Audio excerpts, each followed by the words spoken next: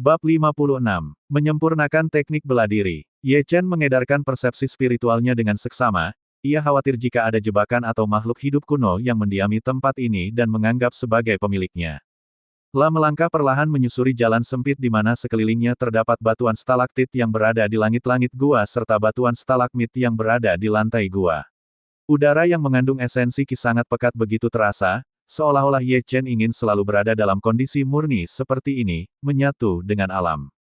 Setelah hampir setengah jam Ye Chen memasuki bagian dalam gua, ia melihat cahaya yang berasal dari sinar matahari yang menembus lubang di langit-langit gua.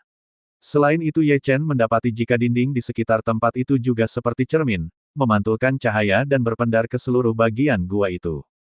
Batu gamping banyak terdapat di sekitar gua, membuat tampilan cahaya matahari menunjukkan masih siang hari. Tempat yang indah, gumam Ye Chen sambil mematikan penerangan yang sebelumnya ia bawa.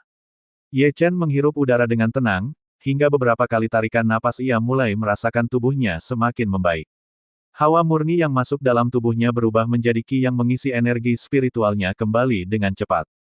Setelah beberapa kali tarikan napas Ye Chen menikmati suasana, ia kemudian melihat sesosok tengkorak manusia, di sampingnya terdapat sebuah kotak kayu kuno yang tergeletak begitu saja. Ye Chen melangkah maju dan memeriksanya, ia menerka jika tengkorak manusia ini merupakan kultivator keabadian yang tewas di tempat ini karena suatu alasan tertentu. Ia lalu meraih sebuah kotak kayu yang terlihat kuno dan terlihat terbuat dari kayu khusus. Ye Chen merasakan adanya kekuatan energi spiritual yang dahsyat di dalam kotak tersebut. Ini sungguh luar biasa, Ye Chen menarik napas dalam-dalam dan menekan kegembiraannya. La menemukan sebuah kristal berwarna hitam yang mirip dengan kristal jiwa yang pernah ia temukan secara tidak sengaja di perbendaharaan klan Xiao beberapa tahun lalu. Setelah memandangnya dengan seksama dan dapat merasakan energi spiritual di dalamnya, ia mulai berpikiran untuk menyerapnya dengan meneteskan darahnya terlebih dahulu untuk mengetahui reaksi benda tersebut. Merasakan adanya getaran energi yang saling keterkaitan di dalam tubuhnya, kemudian Ye Chen duduk bersila, ia menggunakan teknik kultivasi tubuh naga hitam yang selama ini menjadi andalannya. Ia melepaskan auranya, di sekitar tubuhnya ada cahaya keemasan berbentuk lingkaran yang mengelilinginya. Cahaya keemasan itu bersatu dengan cahaya matahari yang merembes dari retakan langit-langit gua, tampak tenang dan membawa kedamaian. Sementara itu di atas permukaan tanah, tepatnya di depan pintu masuk penambangan sempat terjadi kepanikan. Sen Shaxi dan beberapa orang pendekar yang sebelumnya ditugaskan untuk menjaga tempat tersebut sangat terkejut. Mereka baru saja tiba namun sudah disambut oleh suara gemuruh dari dalam tanah. Gawat, teriak Sen Shaxi dengan ekspresi panik. Sebelumnya ia sudah memastikan jika tuan mudanya telah memasuki area tambang, ia pun bergerak cepat untuk melapor kepada Patriark dan kembali ke tempat ini lagi. Namun sesampainya di tempat ini sebuah ledakan dan getaran tanah yang dahsyat mengurung pintu masuk menuju lokasi galian utama. Menyaksikan hal ini tentu saja membuat seluruh orang-orang menjadi panik. Mereka segera bergegas mencoba membuka kembali reruntuhan yang tertutup rapat itu. Bagaimana ini? Tanya salah seorang dengan kebingungan. Mereka semua adalah pendekar kelas menengah, berurusan dengan hal seperti ini mereka juga harus mengandalkan peralatan yang biasa digunakan oleh para pekerja. Jika reruntuhan terjadi pada lokasi yang mendatar mungkin mereka masih bisa bekerja sama dengan menggabungkan tenaga dalam, tetapi hal ini terjadi di dalam perut bumi maka perlu dilakukan penggalian dengan lebih seksama. Patriark Ye yang mengetahui hal ini segera menuju lokasi, dengan membatasi jumlah orang ia tidak ingin masalah ini tersebar kemanapun. Bahkan untuk sementara keluarga Ning pun tidak diberi tahu atas musibah yang menerpa Ye Chen. Cepat panggil para pekerja untuk menggali kembali, ucap Patriark Ye dengan sedikit lebih tenang. Menurut hitungannya, Ye Chen adalah kultivator yang berada di ranah keabadian, setidaknya ia masih bisa terselamatkan jika pertolongan datang tidak terlambat. Oleh karenanya ia memimpin langsung penggalian lokasi tambang yang sudah tertutup rapat itu. Patriark Ye Chou jelas tidak ingin kehilangan cucunya itu, demi apapun juga ia tidak larut dalam kecemasan dan bertindak cepat untuk menstabilkan suasana. Sementara itu Ye Chen, kini sudah larut dalam kultivasinya. Meski ia belum menyerap secara langsung benda spiritual yang kini berada di depannya, ia tetap menyerap energi alam yang terdapat di sekitar tempat itu. Sebagai pusat tambang energi, lokasi ini tentunya kaya akan esensi Qi murni yang sudah berusia ribuan tahun dan terjamin tingkat keasliannya. Dengan kemampuan teknik kultivasi tubuh naga hitam, kini Ye Chen melahap gelombang energi alam dengan dahsyat. Kemampuan tubuhnya menyerap esensi Qi murni itu telah menimbulkan pertumbuhan inti energi di dalam tubuhnya semakin pesat. Hal ini berkaitan dengan titik dantian keduanya yang baru saja tumbuh beberapa waktu lalu, seperti benih kecamba inti energi itu terus tumbuh berbarengan dengan meningkatnya energi yang masuk ke dalam tubuhnya. Pada saat yang bersamaan juga, energi spiritual dari kristal hitam secara perlahan mulai masuk ke dalam tubuh Ye Chen. Energi internal, energi esensi alam dan energi spiritual kristal hitam bersatu dalam tubuhnya. Gabungan ketiga energi tersebut segera mencuci dan memurnikan daging dan darahnya. Dengan komposisi tulang naga yang sebelumnya telah terbentuk, membuat proses tersebut berjalan dengan lancar. Ye Chen terus merasakan gumpalan energinya semakin padat, ranahnya terus meningkat setiap beberapa saat. Proses tersebut terus berlangsung hingga beberapa jam, menyebabkan rasa damai berubah menjadi rasa sakit dan begitu seterusnya sehingga terjadi siklus yang menyedihkan di pada tubuh Ye Chen sendiri. Untungnya ia memiliki tubuh fisik yang kuat, kemampuan tulang naganya benar-benar membuatnya seperti mengalami situasi yang baru. Setelah beberapa jam berlalu, energi spiritual dari dalam kristal hitam mulai memenuhi dantian keduanya, lalu menyebar kembali ke seluruh tubuh melalui jalur meridian yang sudah terbuka sempurna. Bumim, sebuah ledakan teredam terdengar di dalam tubuh Ye Chen, ranah kultivasinya memanjat ke tingkat surgawi dan terus naik hingga beberapa tingkatan. Berbarengan dengan hal itu, tiba-tiba kepalanya menjadi sakit dan jiwanya seperti mendapatkan penguatan secara intensif. Ye Chen kini tampak sedang mengalami pencerahan, semakin banyak energi yang ia serap maka semakin kuat kekuatan yang ia miliki. Gambaran-gambaran teknik bela diri yang pernah ia pelajari pun seperti menari di dalam pikirannya, menyempurnakan tiap gerakan menjadi semakin halus dan lebih sempurna. Bab 57. Mulai merencanakan sesuatu. Tanpa disadari waktu telah berlalu hampir 2 hari, kegiatan orang-orang yang berada di atas permukaan mulai menimbulkan kecemasan. Patriark Ye Chou yang sebelumnya terlihat tenang, ia mulai tidak bisa berpikir jernih lagi. Penggalian yang dilakukan secara terus-menerus itu belum menemukan titik di mana keberadaan Ye Chen ditemukan. Bagaimana Patriark? Apakah kita perlu meminta bantuan kepada pihak lain? Tanya salah seorang tetua klan Ye dengan cemas. Sepertinya tidak perlu dulu, samar-samar aku masih merasakan energi batin Ye Chen tidak berkurang, malah sepertinya ada yang aneh terhadap fluktuasi energinya yang tampak tidak stabil namun cenderung meningkat, ucap Patriark Ye Chou sambil menekan kecemasannya. Baiklah jika begitu, jawab tetua tersebut dengan patuh, lalu mulai melanjutkan penggalian lagi. Selama 2 hari berturut-turut ini seluruh anggota inti klan Ye bekerja ekstra bersama para pekerja kasar, mereka bahu-membahu mengangkat reruntuhan ke atas permukaan. Sementara itu Ye Chen yang sudah mengalami terobosan, mulai membuka kedua matanya dan kini kekuatannya meningkat di segala aspek. Bahkan dalam tempo 2 hari ini ia berhasil meningkatkan kekuatannya hingga ke setengah langkah alam penyucian, di mana selanjutnya ia akan berada di ranah yang kiranya akan menuju alam kehidupan berikutnya. Di dalam ingatannya, kekuatan dewa penghancur yang ia terima juga mengandung ingatan yang menggantung di dalam lautan kesadarannya. Saat itu ia hanya fokus membangun kekuatan sehingga mengabaikan beberapa informasi penting lainnya. Kini dengan peningkatan kekuatannya, segala rasio keterampilannya semakin meningkat tajam. La juga kini menyadari jika kultivasi tubuh naga hitam merupakan kunci dari segalanya, sekaligus gerbang masuk untuk menuju tingkat kekuatan baru. Pada tahap ini Ye Chen menyadari jika teknik kultivasinya berasal dari dunia lain, teknik yang sebenarnya telah diadopsi oleh dewa penghancur itu sendiri. Hal ini cukup mengesankan, dengan kemampuannya sekarang ia bisa dengan mudah membunuh pendekar tingkat keabadian yang biasanya dimiliki oleh para tetua sekte besar ataupun tersembunyi.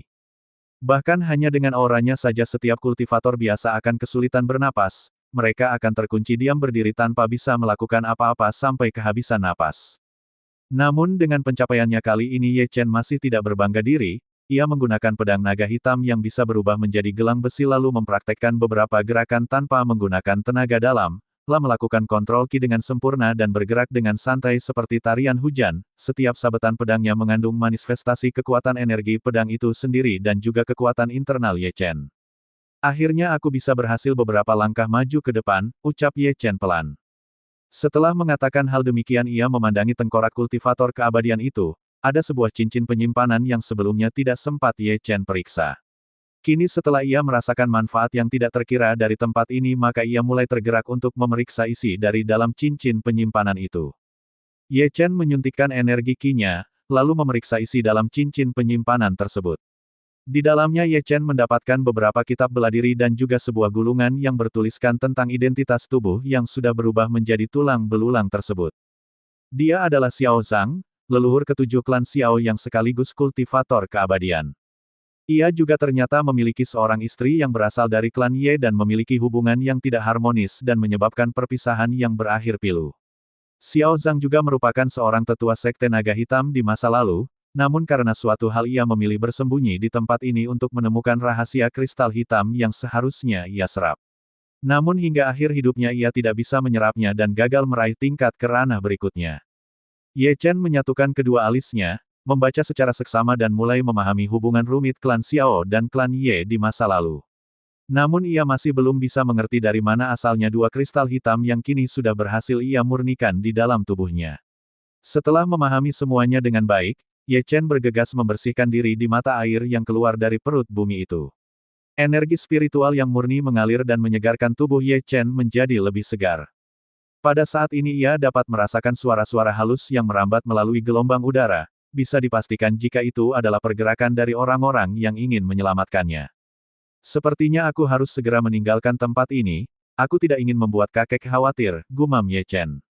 Seperti apa yang ia pikirkan? Selanjutnya dengan penampilan barunya ia melesat naik ke atas menuju cahaya yang menembus lorong sempit. Ye Chen terus bergerak tanpa kesulitan, ada jalan terjal yang akhirnya membawa dirinya pada sebuah bukit terjal. Tempat yang tidak tersentuh oleh orang-orang karena memang selama ini dianggap sebagai tempat terlarang, dan kini Ye Chen menemukan sebuah formasi yang menutupi pandangan semua orang. Bam! Pedang naga hitam bergerak menerobos formasi tersebut, dengan satu kali tebasan pedang spiritual itu membuat lapisan formasi hancur berkeping-keping. Benar-benar pedang yang bagus, ucap Ye Chen sambil mengubah kembali pedang naga hitam menjadi gelang besi di pergelangan tangannya. Dalam detik berikutnya tubuh Ye Chen melayang ke udara, kekuatannya lebih cepat dari sebelumnya. Dalam sekejap ia sudah berada pada titik di mana orang-orang khusus klan Ye sedang bekerja keras mengangkat reruntuhan. Tuan muda, ucap Shen Shaxi yang menyadari kedatangan Ye Chen. Cucuku, ucap Patriark Ye Chou yang juga melihat kedatangan Ye Chen. Bagaimana bisa? Tanya seorang tetua keluarga dengan keheranan. Kalian tidak perlu bingung, ada jalur lain yang selama ini luput dari perhatian kalian semua, ucap Ye Chen. Hah, jalur lain. Patriark Ye pun mau tidak mau ikut terkejut. Ya kakek, mari aku tunjukkan, Ye Chen tanpa basa-basi menunjukkan lokasi di mana ia bisa keluar. Patriark Ye dan beberapa orang lainnya mengikuti arah yang dimaksud oleh Ye Chen, sementara para pekerja diberi kesempatan untuk beristirahat. Hal ini dikarenakan Ye Chen sudah ketemu dan baik-baik saja maka penggalian tidak perlu buru-buru dilakukan.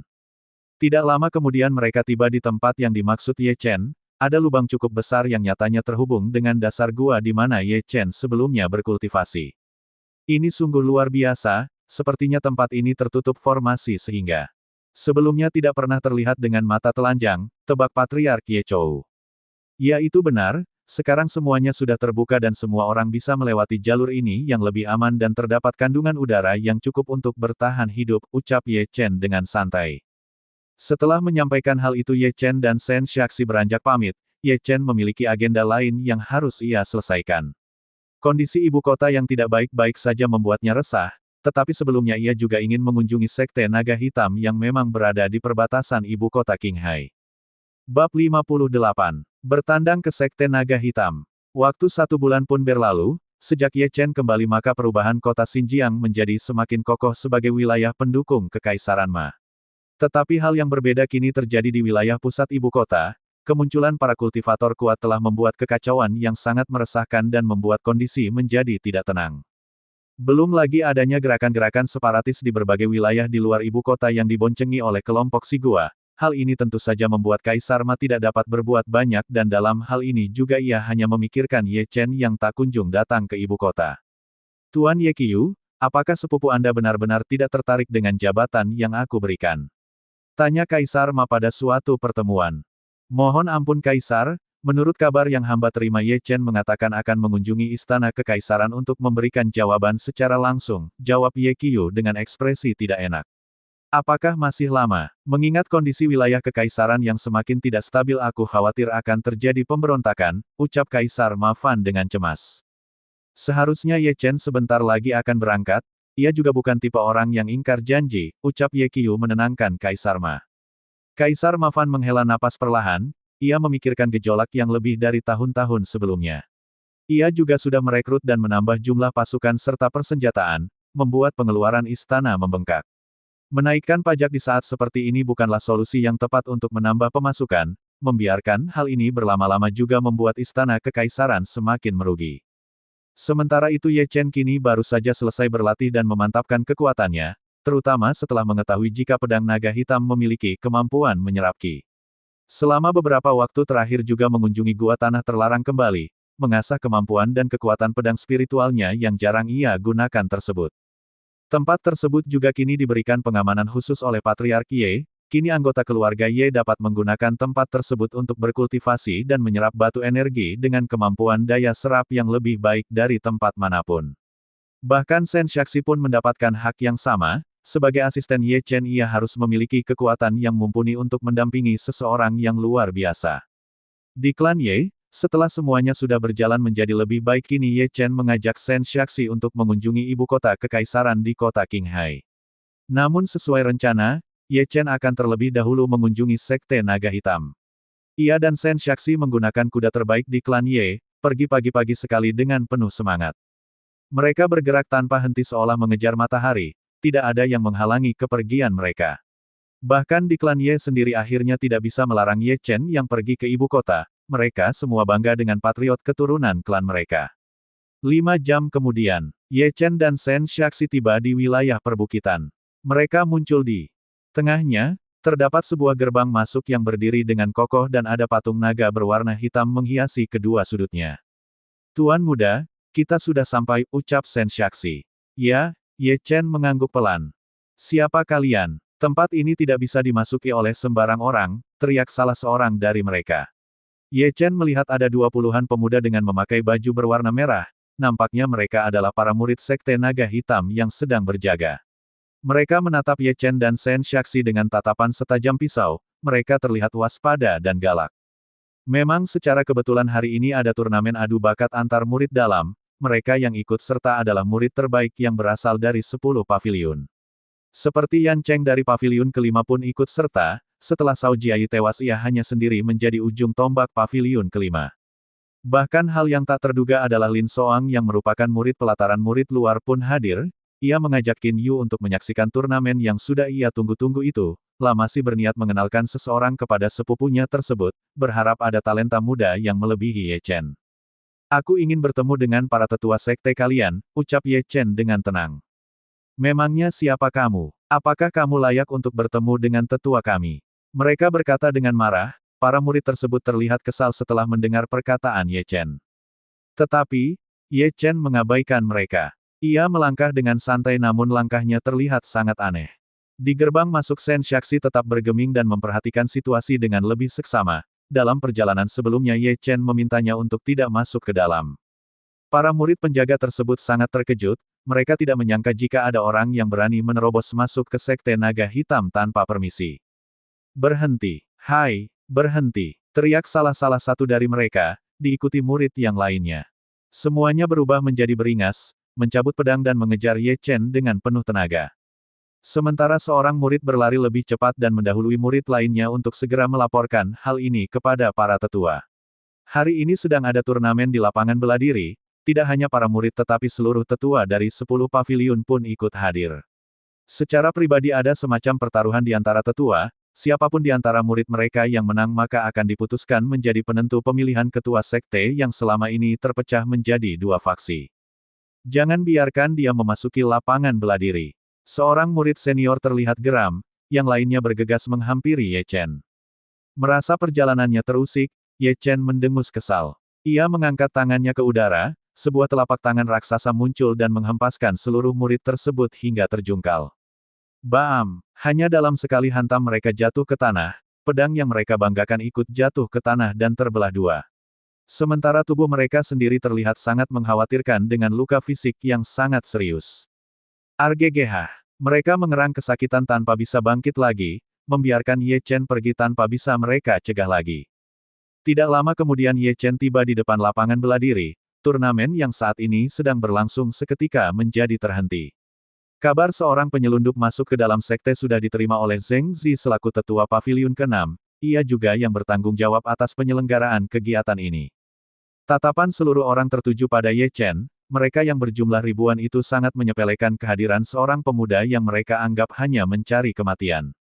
Namun melihat kehadiran Ye Chen, Yan Cheng menjadi sangat terkejut. Ia tidak mengira jika pemuda tersebut datang di saat seperti ini, di mana ribuan kultivator Sekte Naga Hitam tengah berkumpul. Ada 10 orang yang berada pada ranah pendekar keabadian, sementara sisanya merupakan barisan murid terbaik serta para diaken yang memiliki kekuatan tidak sederhana. Bab 59. Mengenali Ye Chen. Ye Chen berdiri dengan tenang, tidak ada perasaan takut atau gugup yang terlukis di wajahnya. Apakah kau mencari mati dengan memasuki tempat ini sembarangan? Ucap seorang murid senior, ia adalah seorang diaken yang bernama Zhao Ziwei. Mendengar ucapan dari diaken tersebut seluruh peserta dan penonton turnamen bela diri memperhatikan dengan seksama, mereka tidak pernah melihat pemuda yang asing dengan rambut panjang yang terikat itu. Baju merah dengan variasi warna hitam membuatnya seperti seorang petarung legendaris, namun di hadapan ribuan kultivator ia sama sekali terlihat tidak berarti. Lihat, bukankah itu Ye Chen? Ucap Qin Yu, ia melihat pemuda yang selama ini membayangi ingatannya. Benar, itu sepertinya memang dia, ucap Lin Soang menganggukkan kepala meski sulit percaya. Keduanya duduk di kursi penonton, kedatangan mereka secara khusus ingin mendapatkan perhatian dari para murid papan atas. Namun tidak disangka, Qin Yu dapat melihat Ye Chen kembali di tempat ini. Ada rasa rindu dan penyesalan yang menggumpal di hati Qin Yu, rasa khawatirnya tiba-tiba muncul dan membuatnya spontan berteriak. Ye Chen, apa yang kau lakukan di tempat ini? Cepat pulanglah. Tiba-tiba perhatian para murid yang berada di sekitarnya menatap Qin Yu dengan tatapan tidak senang, detik berikutnya mereka mulai mengingat nama yang baru saja disebutkan oleh Qin Yu. Ye Chen, itu bukankah pemuda yang terkenal dari Xinjiang? Meski dia kuat, apa yang akan ia lakukan di sini? Cari mati saja. Banyak murid akhirnya yang mulai mengetahui tentang Ye Chen, mereka tidak mengira jika Ye Chen yang selama ini sering diperdebatkan muncul di tengah-tengah mereka. Ye Chen menyipitkan matanya, ia juga sedikit heran dengan keberadaan Qin Yu. Namun setelah memikirkan jika Lin Soang adalah bagian dari Sekte Naga Hitam maka semuanya makin menjadi jelas. Di tengah suasana yang mulai riuh, akhirnya Ye Chen melangkah hingga menginjakkan kakinya di atas rumput lapangan bela diri. Aku ingin bertemu dengan para tetua kalian, ucap Ye Chen dengan tenang. Semua orang terdiam, mendengar niat Ye Chen yang ingin bertemu dengan para tetua dengan cara tidak sopan seperti ini membuat mereka merasa kesal. Darah di tubuh Zhao Ziwei mendidih, sebagai diaken yang cukup senior ia jelas mengetahui nama Ye Chen yang beberapa waktu lalu membunuh adiknya, Zhao Hesheng. Kini pemuda yang selama ini hendak ia cari sambil menjalankan misi, telah muncul dan datang sendiri. Dengan dukungan para tetua, Zhao Ziwei merasa memiliki keyakinan untuk mengalahkan Ye Chen. Rupanya kau adalah Ye Chen, orang yang telah membunuh klan Zheng. Aku tidak menyangka bisa membalaskan dendam dengan mudah di tempat ini, ucap Zheng Zi yang muncul di depan Ye Chen. Sebagai seorang tetua, bisa dikatakan jika ia adalah seorang yang paling senior dan memiliki keterampilan yang paling hebat di antara yang lainnya. Ia bisa dianggap tetua terhebat Sekte Naga Hitam, kini tatapannya dingin saat melihat Ye Chen dengan pedang penghancur di punggungnya. Kau juga bukan apa-apa tanpa pedang warisan keluarga Zheng kami, ucap tetua Zheng kemudian, ada amarah yang tidak bisa ia sembunyikan. Seluruh orang yang berada di lapangan bela diri terdiam, mereka memandang Ye Chen dengan terkejut. Tidak pernah terpikirkan di benak banyak orang jika Ye Chen yang telah menyinggung tetua Zheng, justru muncul mencari masalah. Kau adalah sampah keluarga Zheng yang tersisa, biarkan aku membersihkanmu dengan pedang ini, ucap Ye Chen dengan percaya diri. Hahaha, kau terlalu naif, di luar sana kau bisa bertindak sesuka hatimu. Tapi di tempat ini kamu bukanlah apa-apa, Zheng Zi berkata dengan nada meremehkan. Ada ribuan orang di Sekte Naga Hitam, bahkan kaisar saja tidak berani menyinggung orang-orang dari sekte ini. Sebagai sekte terkuat yang telah mengakar selama ribuan tahun, tentu mereka beranggapan akan dengan mudah menenggelamkan Ye Chen di tempat ini. Apakah kamu yakin jika aku tidak bisa berbuat apa-apa di tempat ini? Ye Chen mendengus pelan, lalu mencabut pedang penghancur dari punggungnya. Tetua, izinkan aku untuk maju dan menghadapi orang yang tidak tahu dalamnya lautan ini, ucap Zhao Ziwei menawarkan diri. Tetua Zheng Zi meliriknya, ia sebenarnya ingin membunuh Ye Chen dengan tangannya sendiri kali ini. Namun memikirkan reputasinya ia segera menekannya, apalagi ia juga ingin melihat kemampuan Ye Chen yang dikatakan luar biasa tersebut. Kualifikasi Zhao Ziwei memang yang terbaik di antara yang lainnya, kekuatannya juga lebih baik ketimbang para murid yang kini tengah menjalani pertandingan antar murid dalam. Baiklah, jangan berikan dia keringanan, ucap tetua Zheng Zi tanpa berpikir ragu lagi. Zhao Ziwei maju dengan pedang terhunus, ia mengedarkan ki-nya dengan penuh niat membunuh yang kejam. Menyingkirlah, kamu bukan lawanku, tiba-tiba suara Ye Chen terdengar. Ye Chen tidak menganggap sama sekali seseorang seperti Zhao Ziwei, baginya keberadaan seperti itu hanya akan membuang waktunya dengan percuma. Kau terlalu menganggap dirimu tinggi, padahal kau hanya seorang bodoh yang ingin terlihat kuat, Zhao Ziwei berkata sambil memprovokasi. Karena kamu tidak bisa diberitahukan dengan kata-kata maka aku tidak keberatan untuk memberikan pelajaran, ucap Ye Chen dengan serius. Tetua Yan Weifeng dan beberapa orang tetua yang berada dalam satu faksi memandang Ye Chen dengan kebingungan. Awalnya mereka ingin merekrut Ye Chen untuk menjadi bagian dari Sekte Naga Hitam. Tetapi hari ini Ye Chen datang seperti sedang menunjukkan kebodohannya. Minat beberapa orang tetua tersebut menghilang setelah melihat adegan hari ini. Hanya Yan Cheng yang tahu bagaimana kekuatan Ye Chen yang sebenarnya. Ia hanya berusaha menarik tangan ayahnya untuk tetap di tempat dan tidak terpengaruh dengan situasi yang menurutnya mulai tidak menguntungkan bagi Sekte Naga Hitam. Saat ini Zhao Ziwei terlihat akan bergerak. Ia sepertinya tidak menahan kekuatannya kali ini. Di bangku penonton hanya Qin Yu yang tampak. Mengepalkan tangannya, ia khawatir dengan keselamatan Ye Chen yang sebelumnya pernah ia kecewakan. Sudahlah, Ye Chen terlalu ceroboh.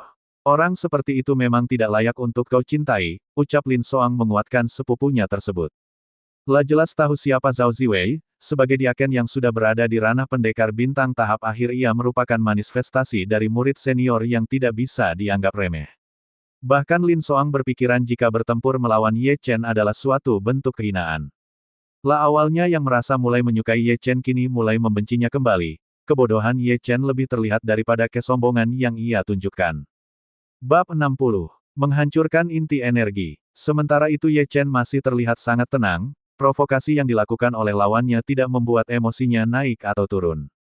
Ia hanya berdiri tidak bergerak, dengan pedang terhunus di udara ia bersiap menerima serangan Zhao Ziwei.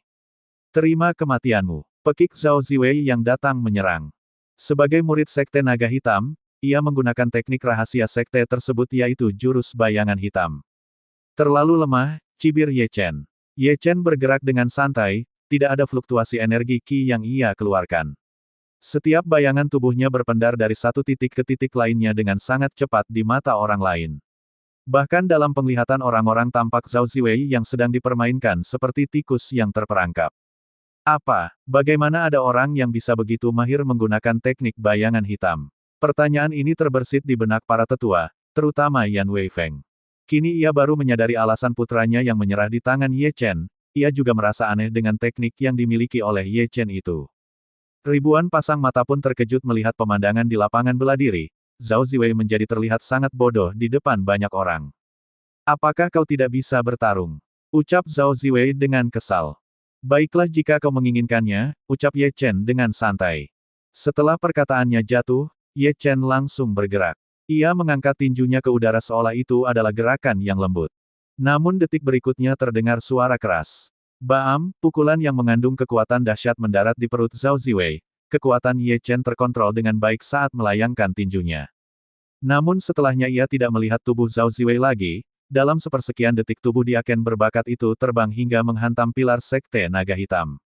Braak! Tubuh Zhao Ziwei jatuh dengan keras, sekujur tubuhnya penuh dengan darah, tulang-tulangnya patah dan pusat energinya pun hancur. Kamu! Zhao Ziwei menatap Ye Chen dengan ketakutan. Kesombongan dan kebanggaannya hilang. Pemandangan ini membuat seluruh murid membuka mata lebar-lebar, hanya keterkejutan dan ketakutan yang menghantui jiwa para murid Sekte Naga Hitam tersebut. Aku sudah katakan agar kau menyingkir tapi masih membandel, ya sudah nikmati harimu berikutnya, ucap Ye Chen dengan santai. Apakah kau masih ingin bersembunyi dan masih mengandalkan murid lemahmu untuk bertahan? Ye Chen menatap ke arah tetua Zheng Zi, di sampingnya juga ada beberapa orang tetua. Mendengar perkataan Ye Chen membuat tetua Zheng Zi bertambah kesal, ia maju dan tidak menahan emosinya untuk menghadapi Ye Chen sekaligus. Kau pantas mati, tetua Zheng Zi mendengus kesal. Detik berikutnya ia menarik pedangnya yang terlihat menyilaukan di bawah sinar matahari. Pedang merah yang ia genggam memiliki energi spiritual yang kuat dan sepertinya memiliki kualitas yang sama dengan pedang penghancur yang dimiliki oleh Ye Chen.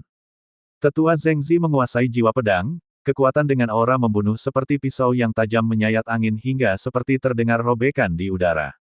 Cukup bagus, puji Ye Chen sambil mengangguk ringan. Dalam waktu singkat Tetua Zhengzi menggunakan jurus bayangan hitam, teknik yang sama yang biasa digunakan oleh Ye Chen.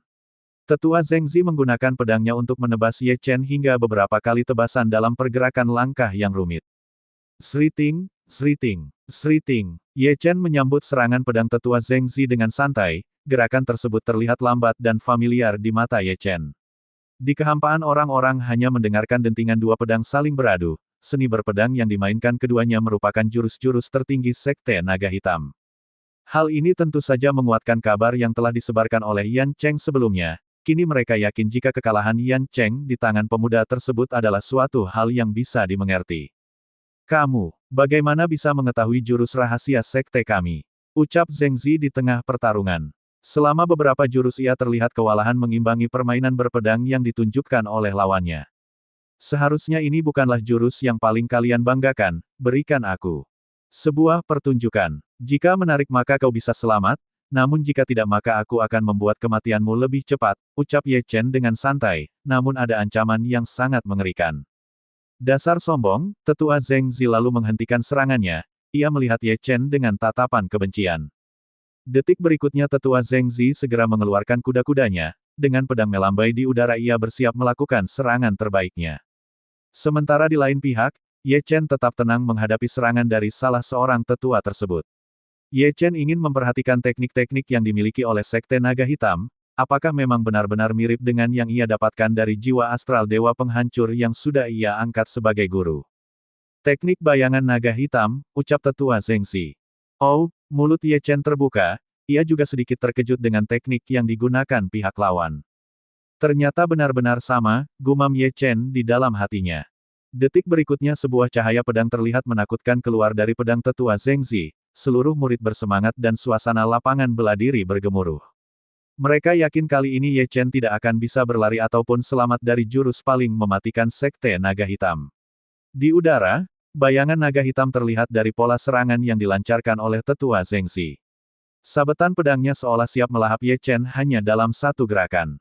Akan tetapi pada detik berikutnya sebuah kejadian aneh terjadi. Cahaya berkilauan yang dilepaskan oleh Ye Chen melalui pedang penghancur membuat langit seperti akan robek. Udara menjadi pecah beberapa lapisan.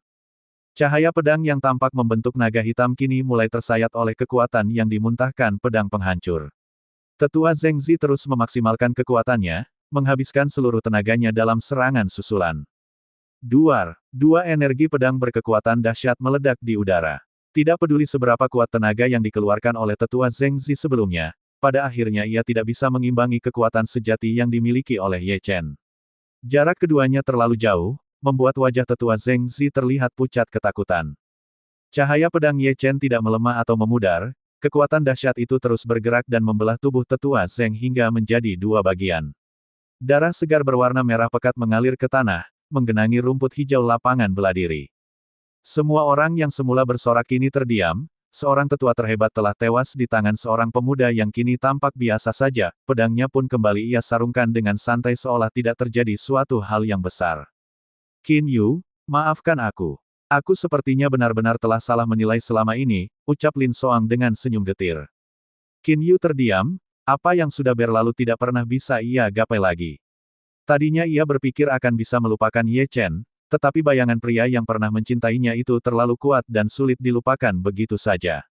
Bab 61. Kekuatan Pedang Naga Hitam. Seluruh pandangan mata kembali tertuju pada Ye Chen, tidak ada yang berani meremehkannya lagi pada saat ini. Yan Cheng melihat pemandangan ini tidak kaget ataupun terkejut, beruntungnya ia pernah mengalah dan bersikap rendah hati.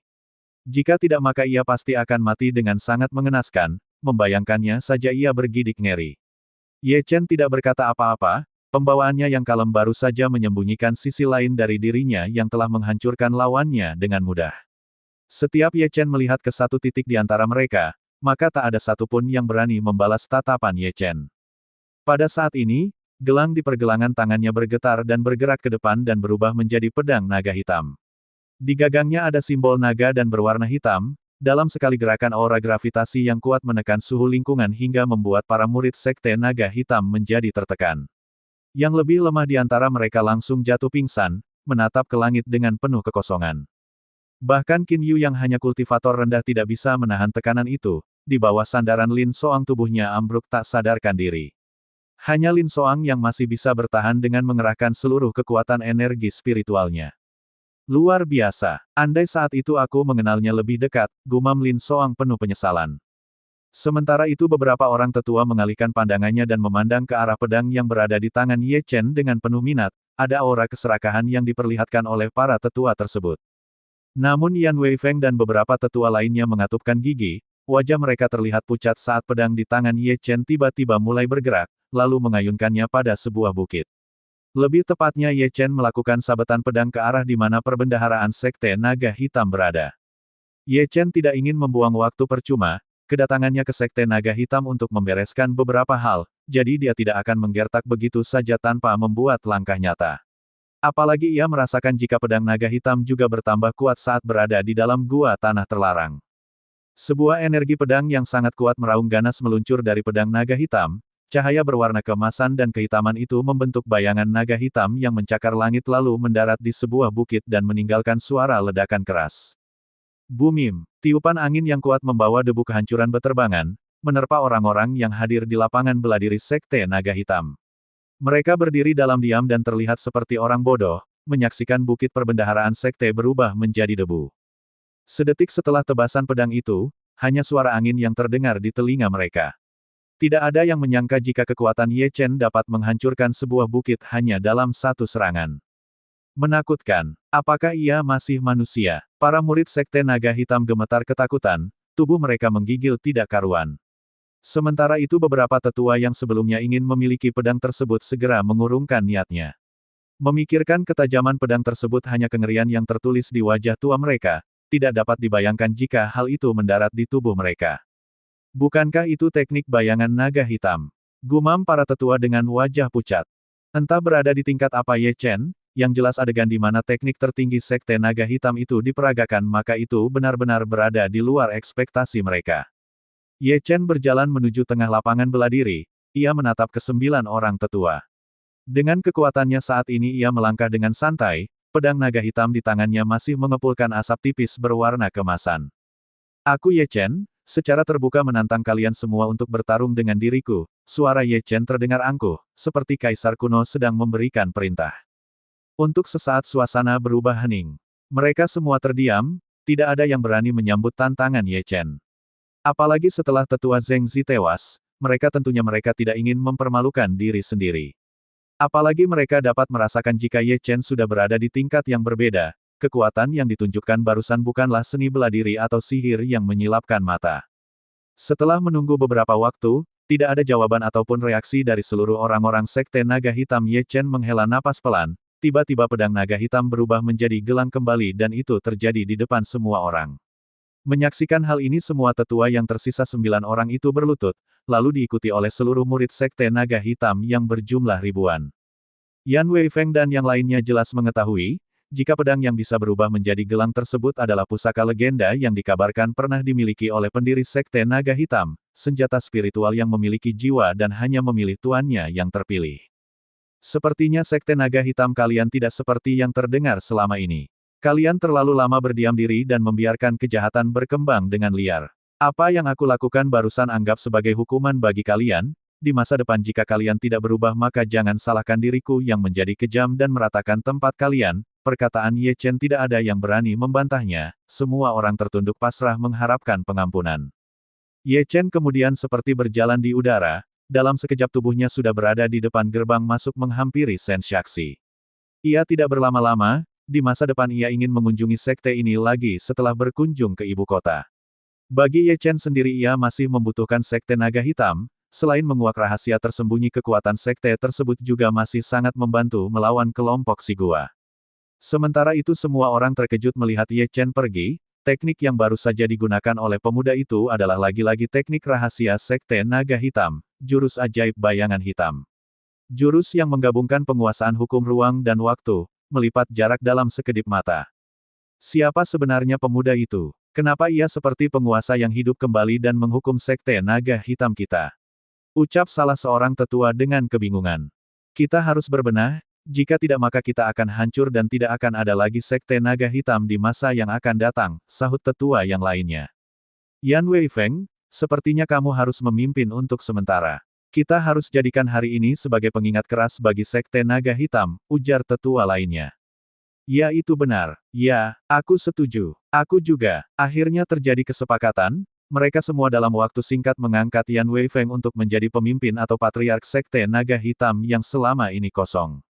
Dua kubu yang selalu berseberangan kini mulai disatukan kembali, tidak ada istilah pemisahan atau perbedaan pendapat yang memecah belah Sekte Naga Hitam lagi. Bab 62, Menuju Ibu Kota. Mari kita lanjutkan perjalanan, Ye Chen menyapa asistennya. Baik Tuan Muda, jawab Shen Shaxi tanpa banyak bertanya. Dalam benaknya ia tidak tahu jika kekuatan Tuan Mudanya sudah sekuat apa sekarang, ia juga tadi sempat merasakan dampak kehancuran sebuah bukit yang hancur berkeping-keping. Keduanya lalu melanjutkan perjalanan ke ibu kota, hari yang sudah siang membuat keduanya terus memacu kudanya dengan cepat agar sebelum malam tiba mereka sudah memasuki kota Qinghai. Selama dalam perjalanan berikutnya Ye Chen mengalami beberapa kali masalah kecil, itu datang dari gangguan keamanan yang masih bisa diatasi dengan mudah oleh Shen Shaxi. Kendati demikian hal itu tetap mengulur waktu hingga beberapa kali mereka terhenti, ada kalanya Ye Chen menolong orang dalam mengatasi musuhnya. Kali ini Ye Chen merasa perjalanannya tidak sia-sia, ia mengetahui jika situasi keamanan ibu kota memang tidak sedang baik-baik saja. Tidak lama kemudian Ye Chen tiba di sebuah penginapan, berada di gerbang masuk ibu kota penginapan ini terlihat cukup ramai dan seolah menjadi gambaran wajah ibu kota itu sendiri. Seorang wanita muda yang bertugas menerima tamu segera berdiri saat Ye Chen dan Shen Shaxi memasuki penginapan. Kami ingin memesan 2 kamar dengan kualitas terbaik di tempat ini, ucap Ye Chen kepada wanita tersebut. Ye Chen tidak lagi kekurangan uang, dengan pengalaman serta pendapatannya dari cincin penyimpanan maka ia tidak perlu berhemat. Apalagi kali ia juga menempuh perjalanan jauh, setidaknya pikiran dan hatinya harus tetap senang. Karena mereka sudah tiba di ibu kota, maka mereka juga perlu mendapatkan informasi terkait perkembangan terbaru. Maka Ye Chen menggunakan waktu ini untuk mendapatkan informasi yang tepat. Seluruh biayanya 3 tael emas, ini sudah termasuk layanan makan malam dan makan pagi yang tersedia di lantai pertama ini, pelayan wanita itu menjelaskan dengan ramah. Setelah mendapatkan kamarnya, mereka menuju kamar masing-masing di lantai 2 untuk membersihkan diri. Setelah berganti pakaian, Ye Chen segera menuju restoran seperti yang sudah diberitahukan sebelumnya oleh pelayan. Semenjak pagi, mereka belum sempat beristirahat dan menikmati makanan untuk menjaga staminanya. Selamat datang Tuan, silahkan duduk dan mohon tunggu sebentar aku akan mengantarkan beberapa menu khas penginapan kami, sambut seorang pria muda saat Ye Chen tiba di dalam ruangan. Ye Chen mengangguk pelan lalu berjalan menuju bangku yang kosong. Tidak lama kemudian pelayan yang tadi datang kembali membawa beberapa hidangan, ada masakan khusus sayuran dan ikan serta daging yang disuguhkan. Apakah di tempat kalian ada arak? Tanya Ye Chen. Maaf Tuan, penginapan kami tidak menjual arak dan sejenisnya, jawab pelayan tersebut pelan. Oh begitu, baiklah kalau begitu, Ye Chen mengangguk pelan, lalu mengeluarkan beberapa keping perak kepada pelayan tersebut. Terima kasih Tuan, ucap pelayan itu dengan senang. Ye Chen mengambil sumpit dan mulai memakan makanannya secara perlahan, lalu menyantap hidangan dengan santai tanpa memperhatikan orang-orang di sekitarnya yang sedang menatapnya dengan penasaran. Kali ini Ye Chen tidak ditemani oleh asisten pribadinya, dalam hal ini Ye Chen mengetahui jika Shen Shaxi sedang mengumpulkan beberapa informasi penting terkait tujuan kedatangannya ke ibu kota. Pada saat ini Ye Chen mengangkat tangannya ke udara seolah sedang memberi isyarat kepada pelayan. Dengan sigap pelayan yang tadi melayani Ye Chen datang kembali dengan tatapan ramah. Ada apa Tuan? Tanya pelayan tersebut. Ye Chen meletakkan sumpitnya lalu membuka mulutnya, apakah ada yang aneh dengan diriku? Maksud Tuan? Tanya pelayan tersebut kebingungan. Sejak awal aku masuk ke dalam ruangan ini, sepertinya pandangan pengunjung lainnya kurang berkesan seolah mereka seperti sedang khawatir, ucap Ye Chen dengan ekspresi bingung. Pelayan itu terdiam sebentar, memandang ke arah Ye Chen dengan sedikit waspada. Tuan, apakah Tuan berasal dari kota Guangzhou? Tanya pelayan tersebut dengan ragu-ragu. Aku berasal dari Xinjiang, memangnya ada apa dengan orang-orang yang berasal dari Guangzhou? Tanya Ye Chen penasaran. Sejak memasuki penginapan Ye Chen telah memperhatikan orang-orang yang berada di sekitarnya, mereka tampak waspada dan meningkatkan perhatiannya ketika tatapan beberapa orang terfokus pada pedang penghancur. Meski terlihat ragu-ragu namun pelayan tersebut akhirnya memberanikan diri untuk bercerita. Dalam beberapa minggu ini telah terjadi kekacauan yang ditimbulkan oleh kelompok yang berasal dari kota Guangzhou. Sejak kota tersebut dikuasai oleh kelompok Shigua kini mereka dengan leluasa mengirimkan orang-orangnya untuk membuat kekacauan di ibu kota. Kelompok ini berdiri dari berbagai pendekar ahli yang berada di ranah pendekar suci dan paling rendah berada satu tingkat di bawahnya yakni pendekar bintang. Anggota kelompok ini tidak segan-segan membunuh penduduk kota jika keinginan mereka tidak dipenuhi. Mereka sepertinya memang sengaja mencari gara-gara sambil menjarah barang-barang milik warga. Hal yang menakutkan adalah banyak wanita yang menjadi korban mereka. Mereka tidak segan-segan melecehkan dan membawa para wanita ke tempat-tempat yang mereka jadikan sebagai markas sementara. Para petugas keamanan lokal pun tidak berdaya, hanya jika ada pasukan Mingling keadaan terlihat membaik. Di bawah pimpinan Ye Qiyu dan Fang Yuan masalah ini sedikit terselesaikan, hanya saja kedua orang tersebut tidak selalu berada di sini. Mereka juga berpatroli di sepanjang wilayah perbatasan yang paling rentan mengalami gangguan keamanan.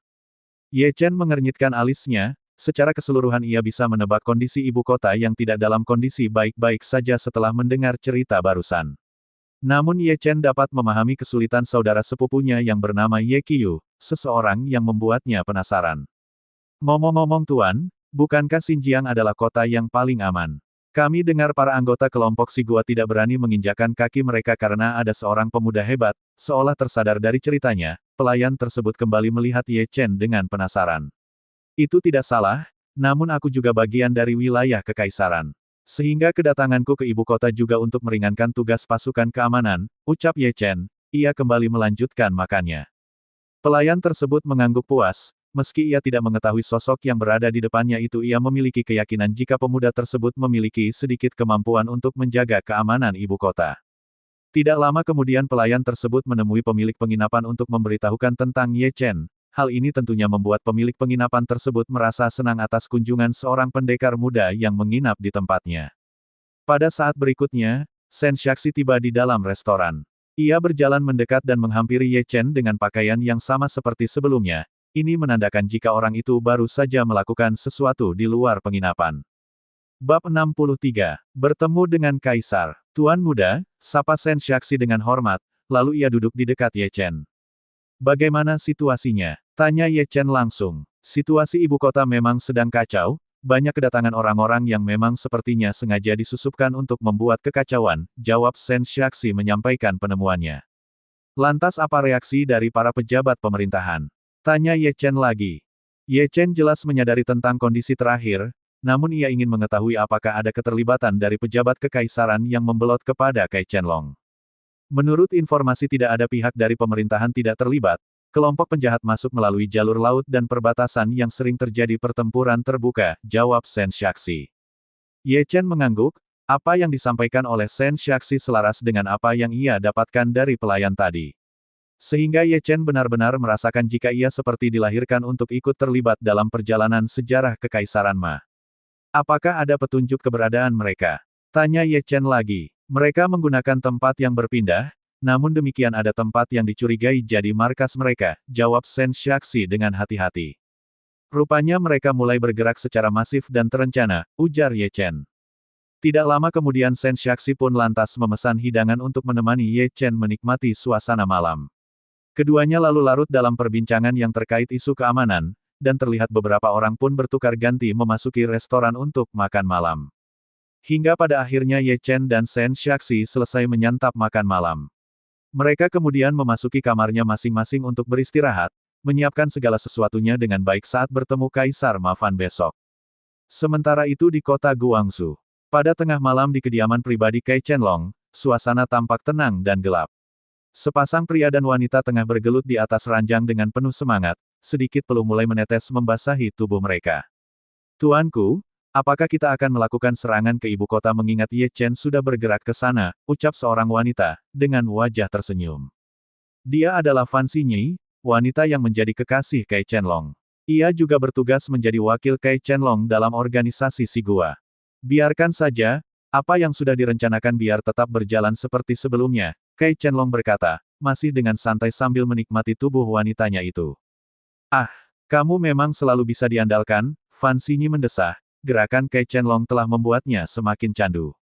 Sejak kehadiran kembali Ye Chen ke Xinjiang, perhatian Kai Qianlong terfokus kepadanya.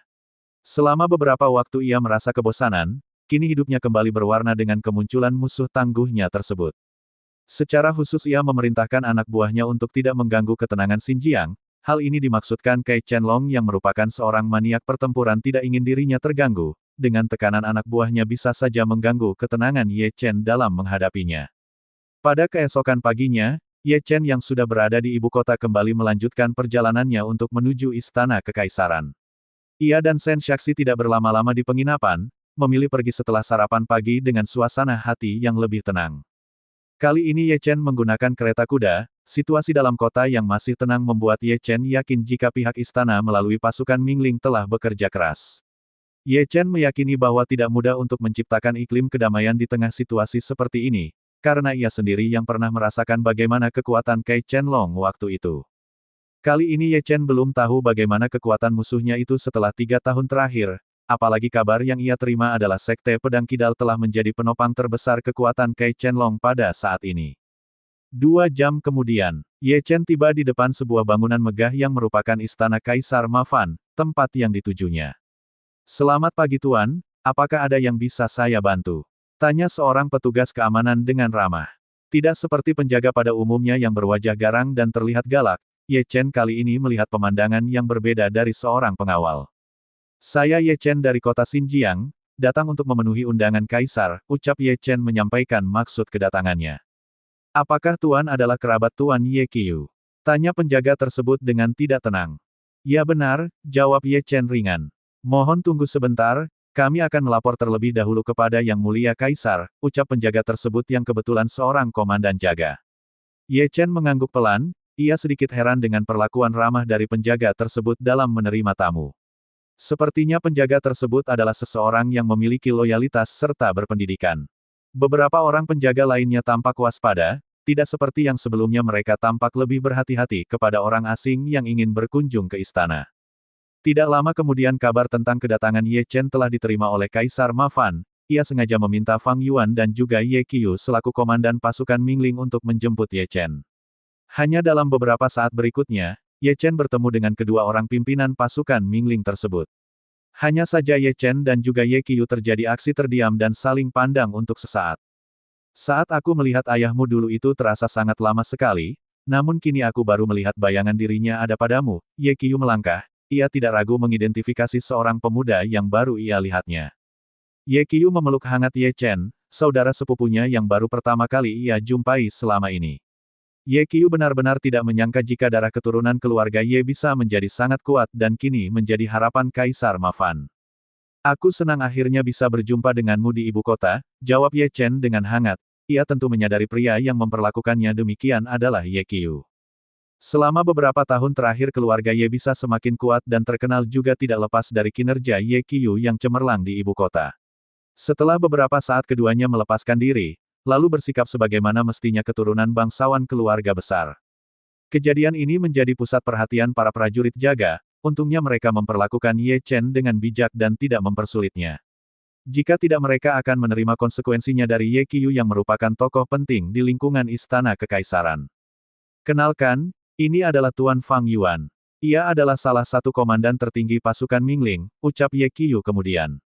"Salam kenal Tuan Fang Yuan. Saya Ye Chen," sapa Ye Chen dengan hormat.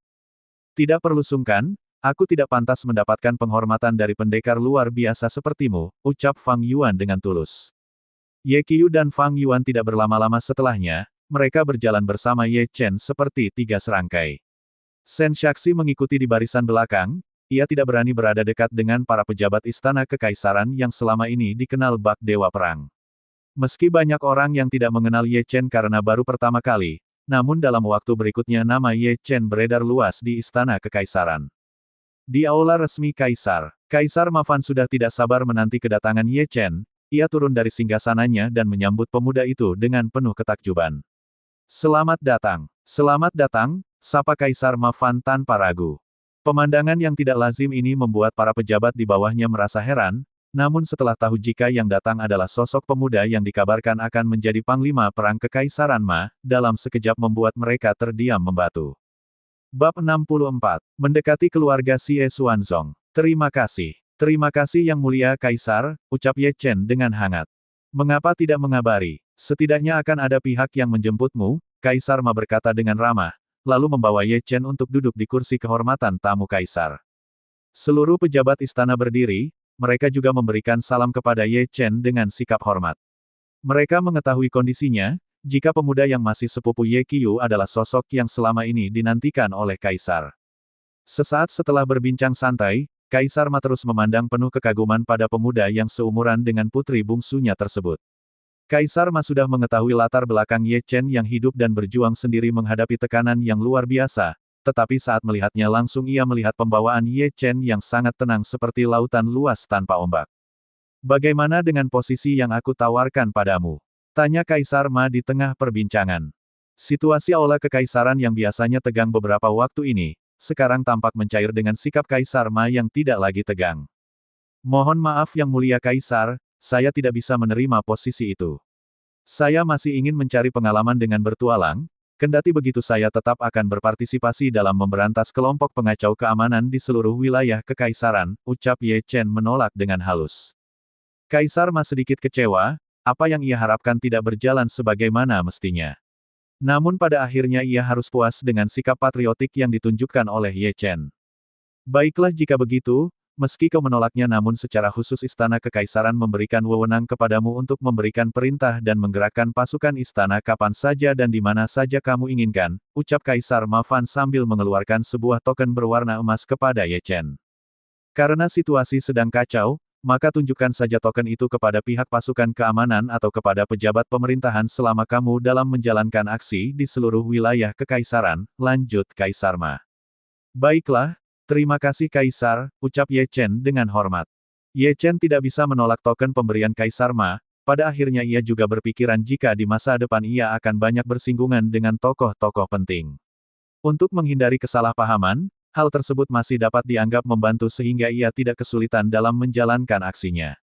Sementara para pejabat istana lainnya sedikit iri dengan sikap istimewa Kaisar terhadap pemuda tersebut, walau bagaimanapun kini Ye Chen bisa dianggap sebagai duta istana, orang yang mendapatkan dukungan secara penuh dari Kaisar.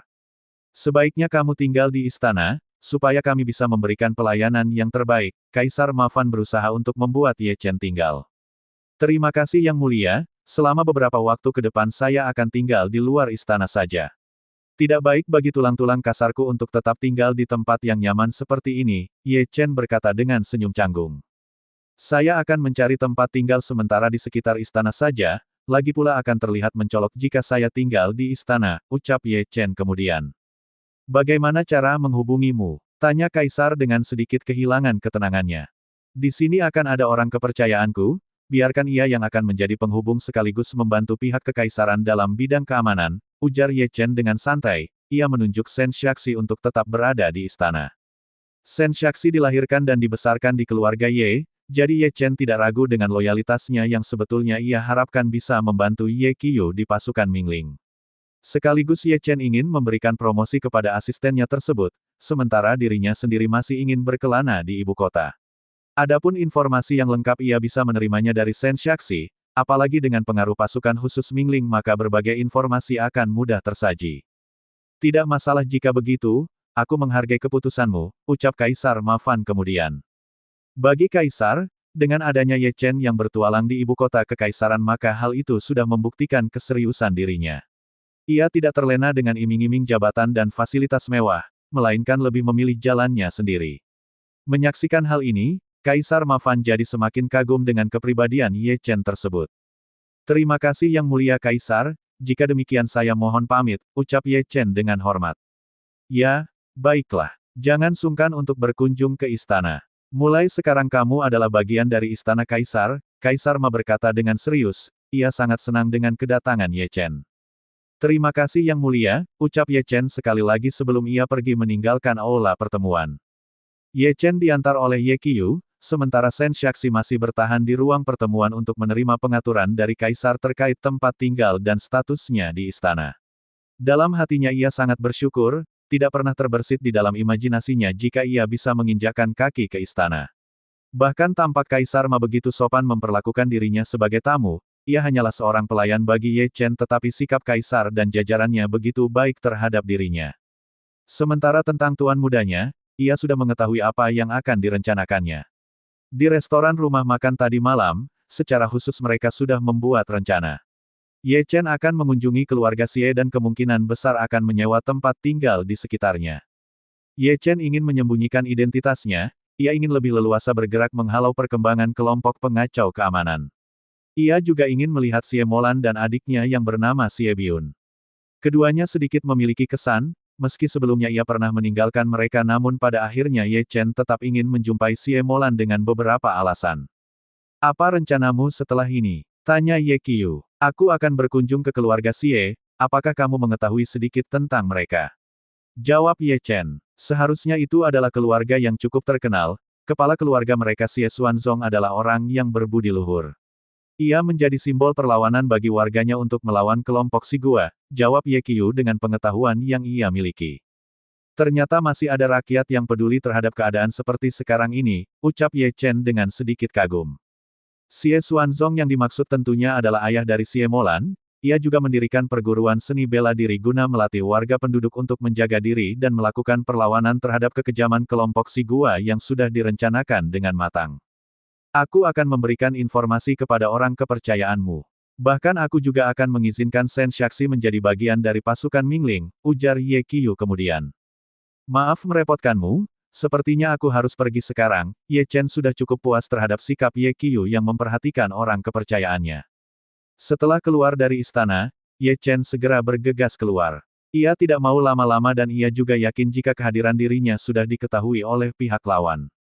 Berada di dalam istana justru akan memudahkan musuh untuk menyusun rencana dan bertindak, sementara jika di luar istana Ye Chen bisa bergerak bebas. Tidak banyak yang mengetahui wajah serta identitasnya yang merupakan sangat istimewa di Xinjiang. Bab 65. Bertemu Ma Sixian. Ye Chen melangkah dengan ringan, setelah berpamitan dengan Ye Qiu ia mendapatkan beberapa petunjuk tentang kediaman keluarga Xie Xuanzong.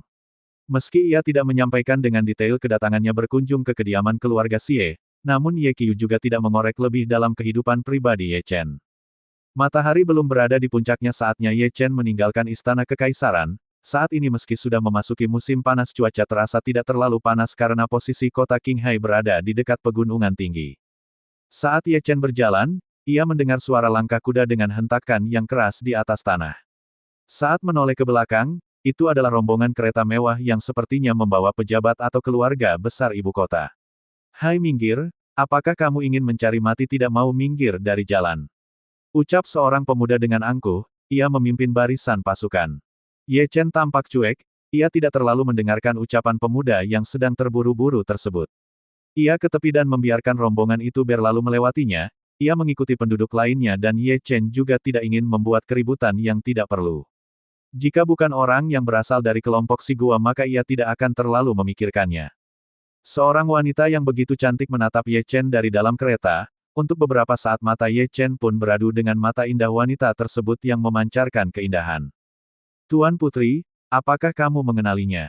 Tanya seorang wanita muda yang tampak seumuran.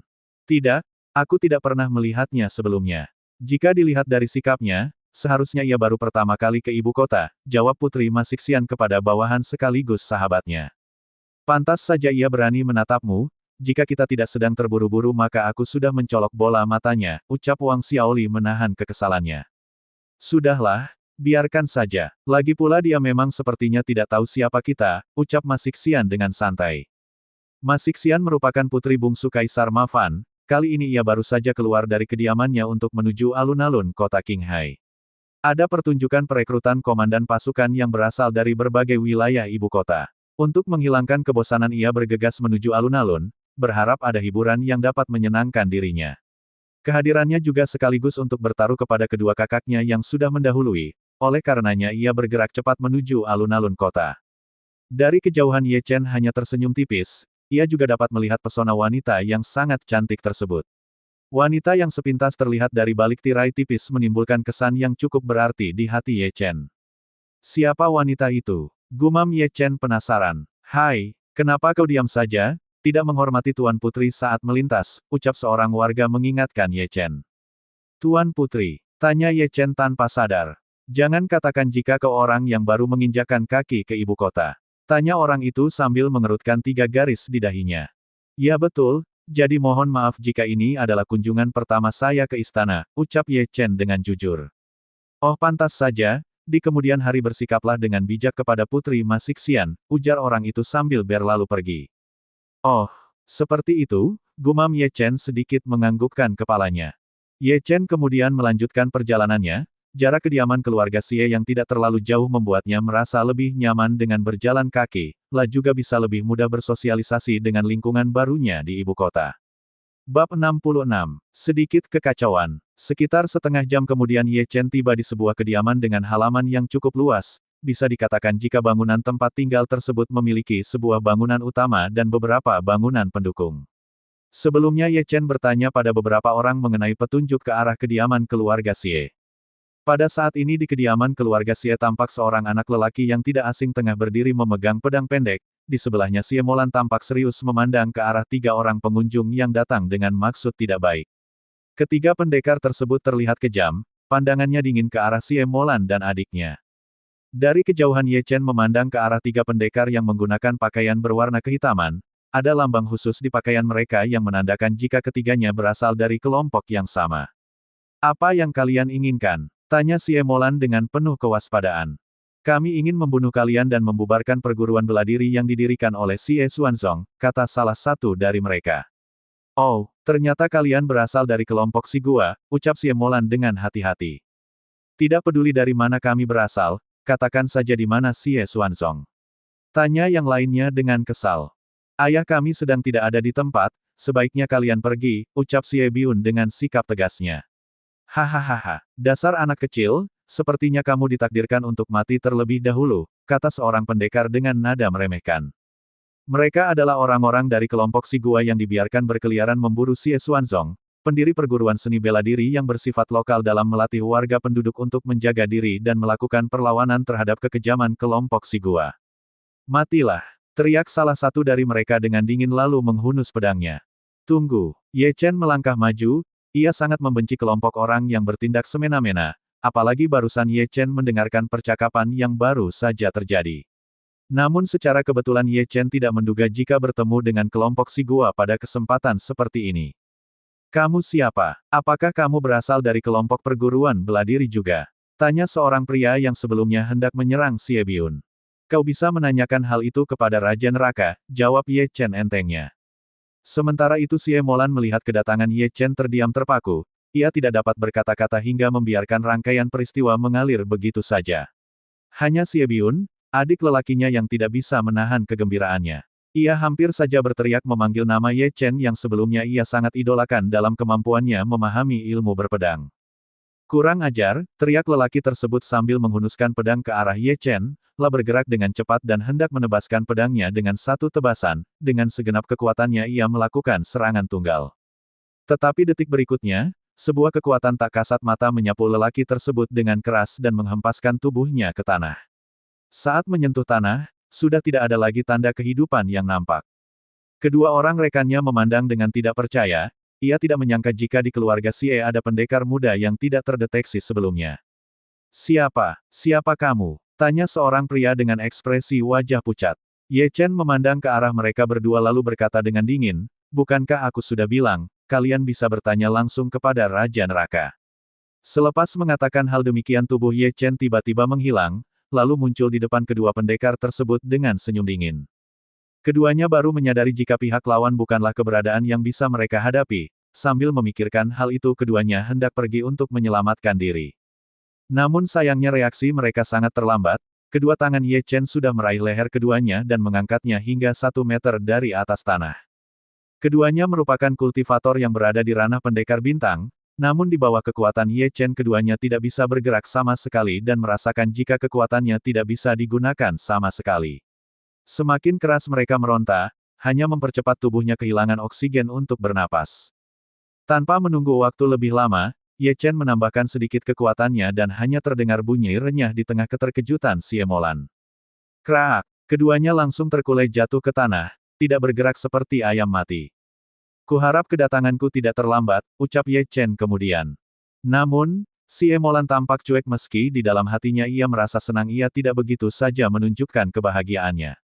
Ia melangkah mundur lalu membalikkan badannya dan pergi meninggalkan halaman kediamannya. Melihat hal ini Ye Chen terkejut, ia tidak menyangka jika akan disambut dengan pemandangan seperti ini saat bertemu lagi dengan si Emolan. Tak ayal lagi, hal ini juga membuat Xie Biun terkejut juga. Namun buru-buru ia segera mendekati Ye Chen dengan wajah sumringah. "Kak Ye Chen, akhirnya aku bisa berjumpa dengan kakak." "Ya, ini kebetulan karena aku sedang mengunjungi ibu kota," ucap Ye Chen dengan kikuk. Ia masih tidak mengerti dengan sikap Xie Molan barusan. Menyadari jika Ye Chen tidak nyaman dengan sikap kakaknya, Xie Biun juga merasa tidak enak dengan perubahan tiba-tiba Xie Molan. Padahal selama ini ia tahu jika kakaknya memiliki perasaan khusus terhadap pemuda yang kini bertandang ke kediaman keluarga Xie. "Mari masuk kak," ucap Xie Biun sambil menarik tangan Ye Chen. "Apakah ini tidak masalah?" tanya Ye Chen. "Sudah jangan pikirkan masalah kakakku," ia sepertinya merasa syok atas kedatanganmu, jawab Xie Biun mencoba meyakinkan. "Baiklah kalau begitu," ucap Ye Chen dengan sedikit ragu. Lalu keduanya masuk ke dalam kediaman keluarga Xie. Ye Chen dibawa ke kediaman utama keluarga yang kini tampak pemandangan ibunya yang sedang memperhatikan kedatangan Ye Chen. Tan Xin Fei tidak tahu apa yang baru saja terjadi di halaman depan rumahnya, ia hanya sedikit terkejut dengan sikap putrinya yang tiba-tiba masuk ke dalam rumah tanpa berkata apa-apa. Sebelumnya ia khawatir dengan apa yang terjadi, namun tidak disangka ada orang lain yang datang bersama putranya.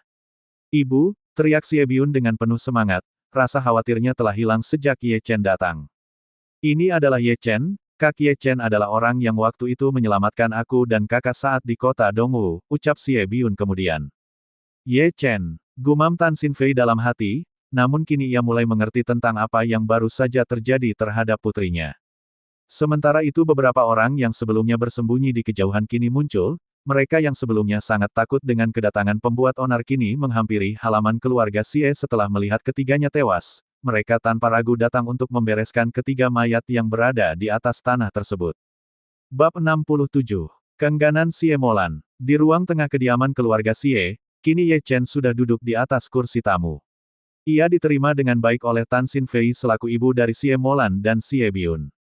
"Tuan Pendekar, terima kasih atas pertolonganmu pada putra dan putriku kala itu," ucap Tan Xin Fei dengan tulus. "Itu sudah berlalu dan hal itu juga bukan sesuatu yang besar nyonya," balas Ye Chen dengan sikap rendah hati.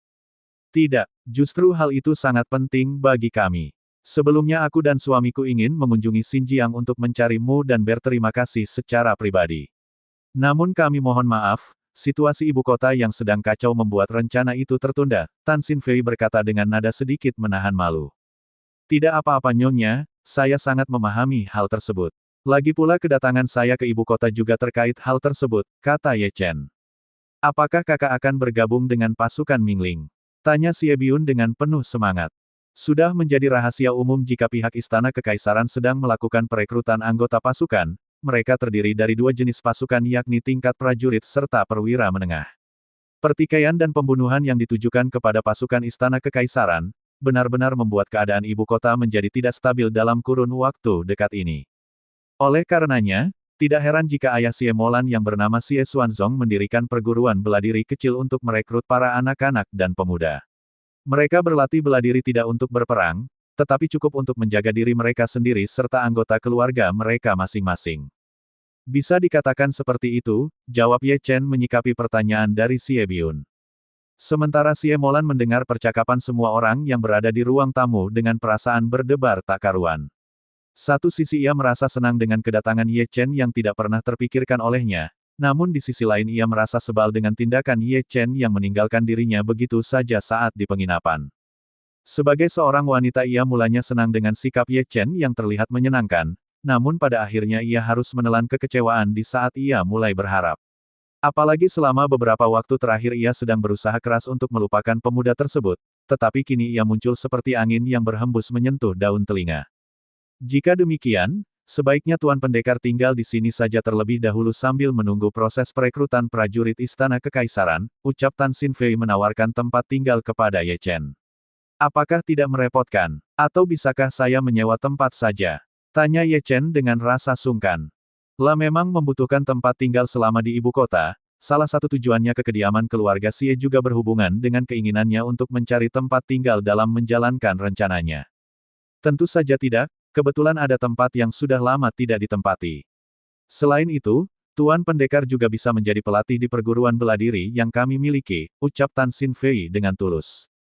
Panggil saya Ye Chen saja, ucap Ye Chen dengan sedikit canggung. Baiklah jika begitu, berarti kamu juga menerima tawaran yang kami berikan, ujar Tan Xin Fei sambil tersenyum cerah. Mendengar perkataan dari ibunya Xie Molan tersebut membuat Ye Chen terdiam, ia ingin menolaknya dengan halus namun suara Xie Biun telah mendahului. Hori, akhirnya aku memiliki guru. Xie Biun sangat antusias, sudah lama ia mengagumi Ye Chen dan ingin belajar teknik berpedang darinya. Kini kesempatan di depan mata ini takkan ia lepaskan begitu saja. Terima kasih. Maaf merepotkan, Ye Chen berkata tanpa daya, pada akhirnya ia menerima tawaran tersebut. Setelah Ye Chen mengatakan hal tersebut, Xie Biun buru-buru menarik tangan Ye Chen dan membawanya ke salah satu bagian dari kediaman keluarga Xie. Melihat kelakuan putranya itu, Tan Xin Fei hanya menggelengkan kepalanya sambil tersenyum. Di sisi lain ia juga penasaran dengan kepribadian pemuda yang tampaknya tidak sederhana tersebut.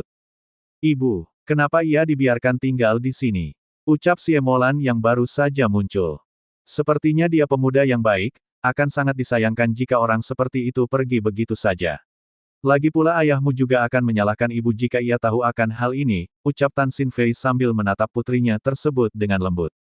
Xie Molan terdiam, ia masih ingin menyatakan keberatannya. Dalam hatinya masih terjadi pergolakan batin tentang perasaan yang selama ini selalu menyiksanya. Apakah kamu menyukai Ye Chen? Tanya Tan Xin Fei dengan senyum menggoda. Tidak, bagaimana mungkin aku menyukai orang yang tidak berperasaan seperti itu, ujar Xie Molan dengan wajah sedikit memerah.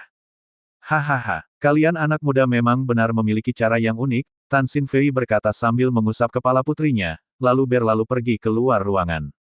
Di dalam ruangan, Xie Molan termenung dan mencoba berpikir jernih. Ia juga sedikit menyesal dengan sikapnya barusan, ia tidak pernah membenci Ye Chen tetapi ia malu untuk jujur pada perasaannya sendiri. Sementara itu di tempat terpisah, kelompok si gua semakin gila-gilaan melakukan serangan terbuka dan membuat kekacauan di ibu kota. Beberapa aksi mereka membuat sibuk para prajurit, sehingga hal ini juga secara otomatis membuat kecurigaan serta kewaspadaan warga semakin meningkat. Bab 68. Perekrutan Komandan Pasukan. Atas kejadian ini menjadikan kesadaran warga penduduk untuk memiliki keahlian atau bisa berkultivasi menjadi penting. Dalam waktu singkat kepercayaan diri mereka pun harus dibuktikan dengan peningkatan keterampilan bela diri. Seperti halnya Xie Xuanzong, kini pergerakan warga lainnya juga mulai nampak terlihat dalam mengusir kelompok penjahat yang berencana ingin membuat kekacauan. Di kediaman keluarga Xie, Ye Chen melihat sebuah aula yang cukup besar dan bisa menampung sekitar 200 orang. Dengan sekali lihat Ye Chen dapat menebak jika aula tersebut merupakan tempat berlatih warga penduduk yang selama ini belajar bela diri.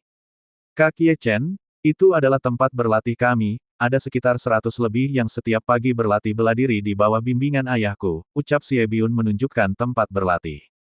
Ye Chen mengangguk pelan, informasi yang sebelumnya ia dengar memang sama persis dengan apa yang ia lihat secara langsung. Ngomong-ngomong di mana ayahmu? Aku ingin menemuinya, ucap Ye Chen. Ayah sedang ke alun-alun melihat perekrutan para komandan pasukan. Secara kebetulan ada beberapa orang yang ia latih secara khusus untuk bergabung dalam kesempatan tersebut, jawab Xie Biun. Apakah kakak sudah mendaftarkan diri pada turnamen tersebut? Jika tidak salah hari ini adalah hari terakhir, tambah Xie Biun. Aku belum mendaftar, tapi aku juga penasaran pada acara tersebut, ucap Ye Chen yang sudah tiba di depan sebuah bangunan kecil. Baiklah, setelah ini kita akan ke alun-alun kota. Sepertinya Kak Molan juga butuh hiburan agar tidak tegang dan bisa bersikap lebih lunak, ujar Xie Biun dengan santai. Selanjutnya Xie Biun mempersilahkan Ye Chen untuk memasuki tempat tinggalnya, ia juga menunjukkan beberapa hal lain terkait kediaman dan posisi keluarga Xie di ibu kota secara singkat. Pada saat ini Xie Biun jelas ingin membuat Ye Chen untuk tinggal lebih lama, adapun tentang kakaknya sendiri ia tahu jika Xie Molan memiliki perasaan berlebih terhadap Ye Chen. Oleh karenanya sebisa mungkin ia akan membantu kakaknya, hanya saja ia tidak mau terlihat mencolok dan membuat Ye Chen tidak nyaman. Setelah melakukan pengaturan, ia beranjak pamit. Xie Biun ingin memberitahu kakaknya jika mereka akan pergi ke alun-alun kota Qinghai untuk melihat perekrutan calon komandan pasukan yang kini dihadiri oleh keturunan Kaisar Ma dan juga disaksikan langsung oleh Fang Yuan selaku komandan tinggi pasukan Mingling.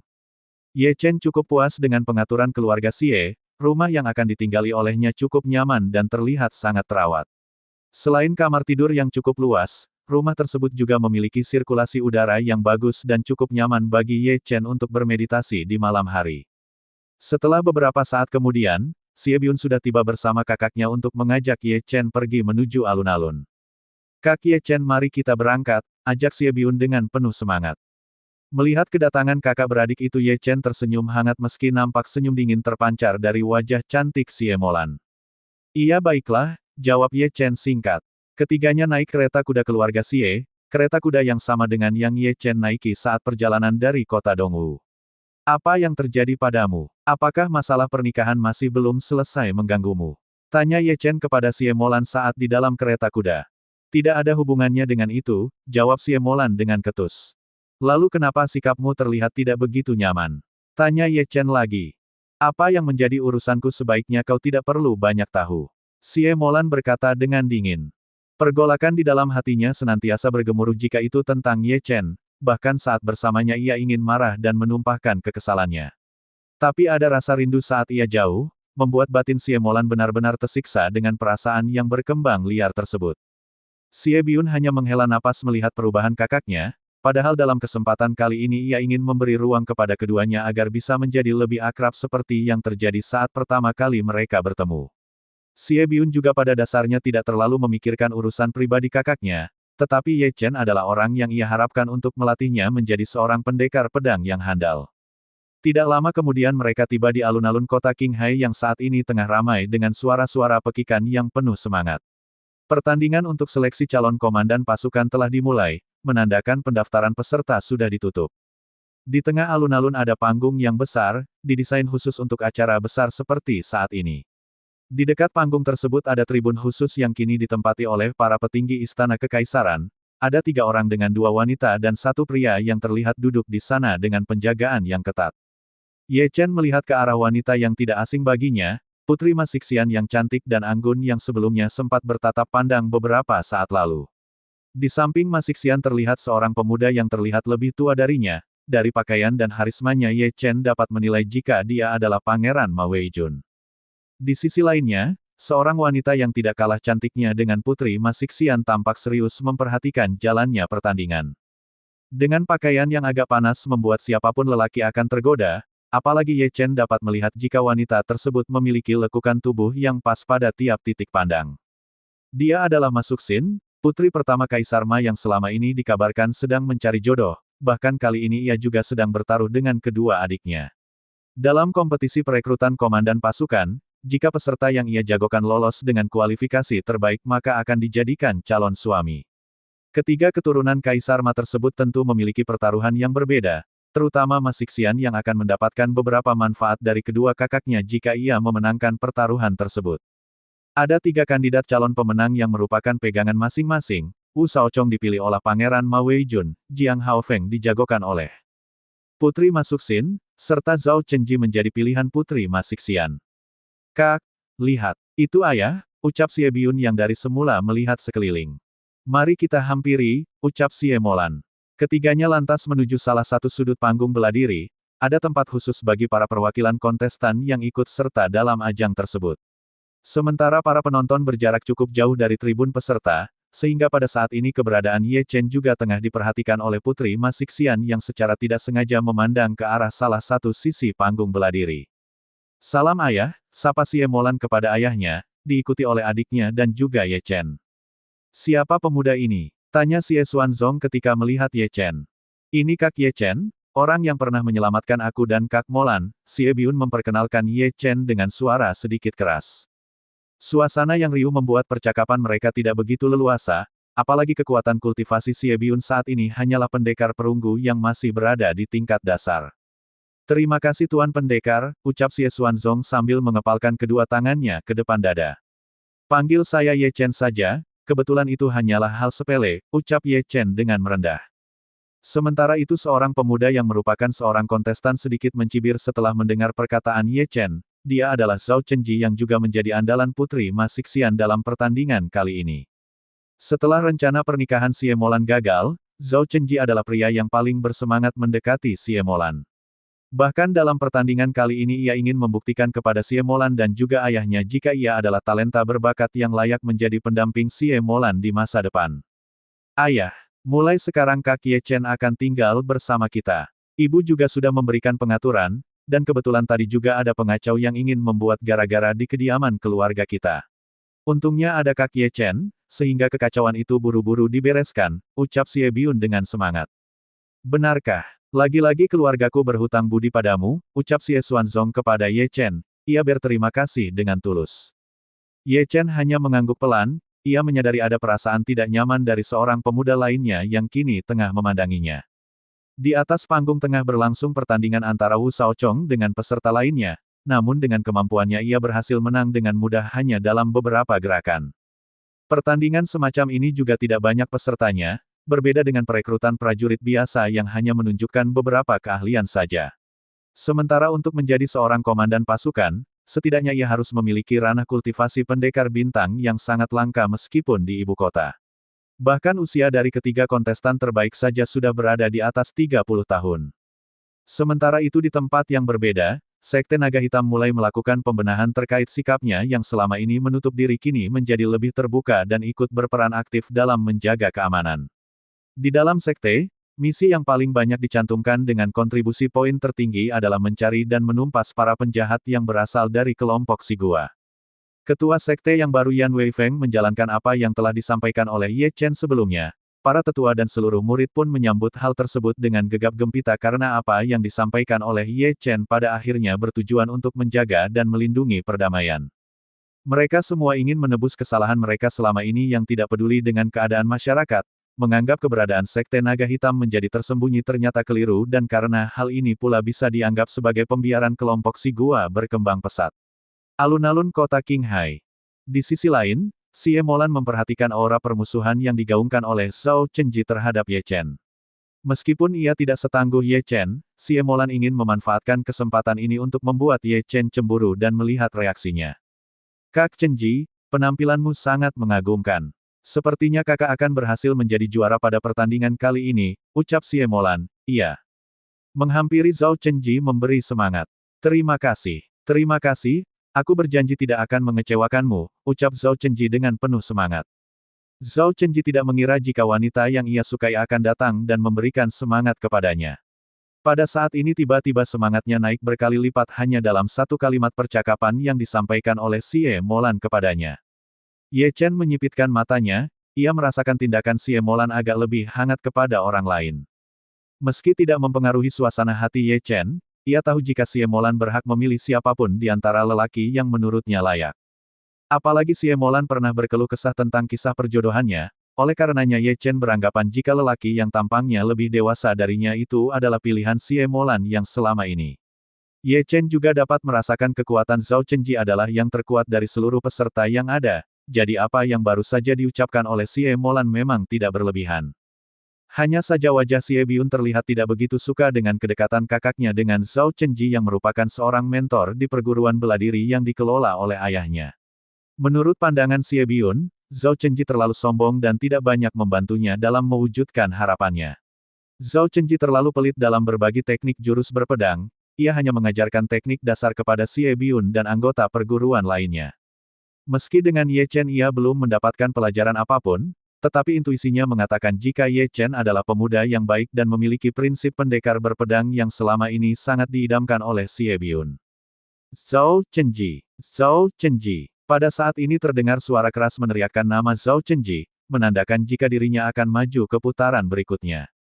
Kali ini ia akan melawan Jiang Haofeng yang menjadi andalan putri Ma Suxin. Hal ini juga dua jagoan dari dua orang putri kaisar akan bertarung. Hal ini tentu saja menambah semangat seluruh penonton, suasana riuh seperti mengobarkan semangat yang tak kunjung padam kepada seluruh orang-orang. Dik Molan, aku tidak akan mengecewakanmu, ucap Zhao Chenji dengan penuh tekad. Tetapi ada rasa bersalah yang kini terbersit di pikiran Xie Molan, Namun demi membuat Ye Chen cemburu ia harus menempuh jalan ini untuk membuktikan jika dirinya memang layak untuk diperjuangkan. Bukan wanita yang bisa ditinggalkan begitu saja seperti saat di penginapan waktu itu.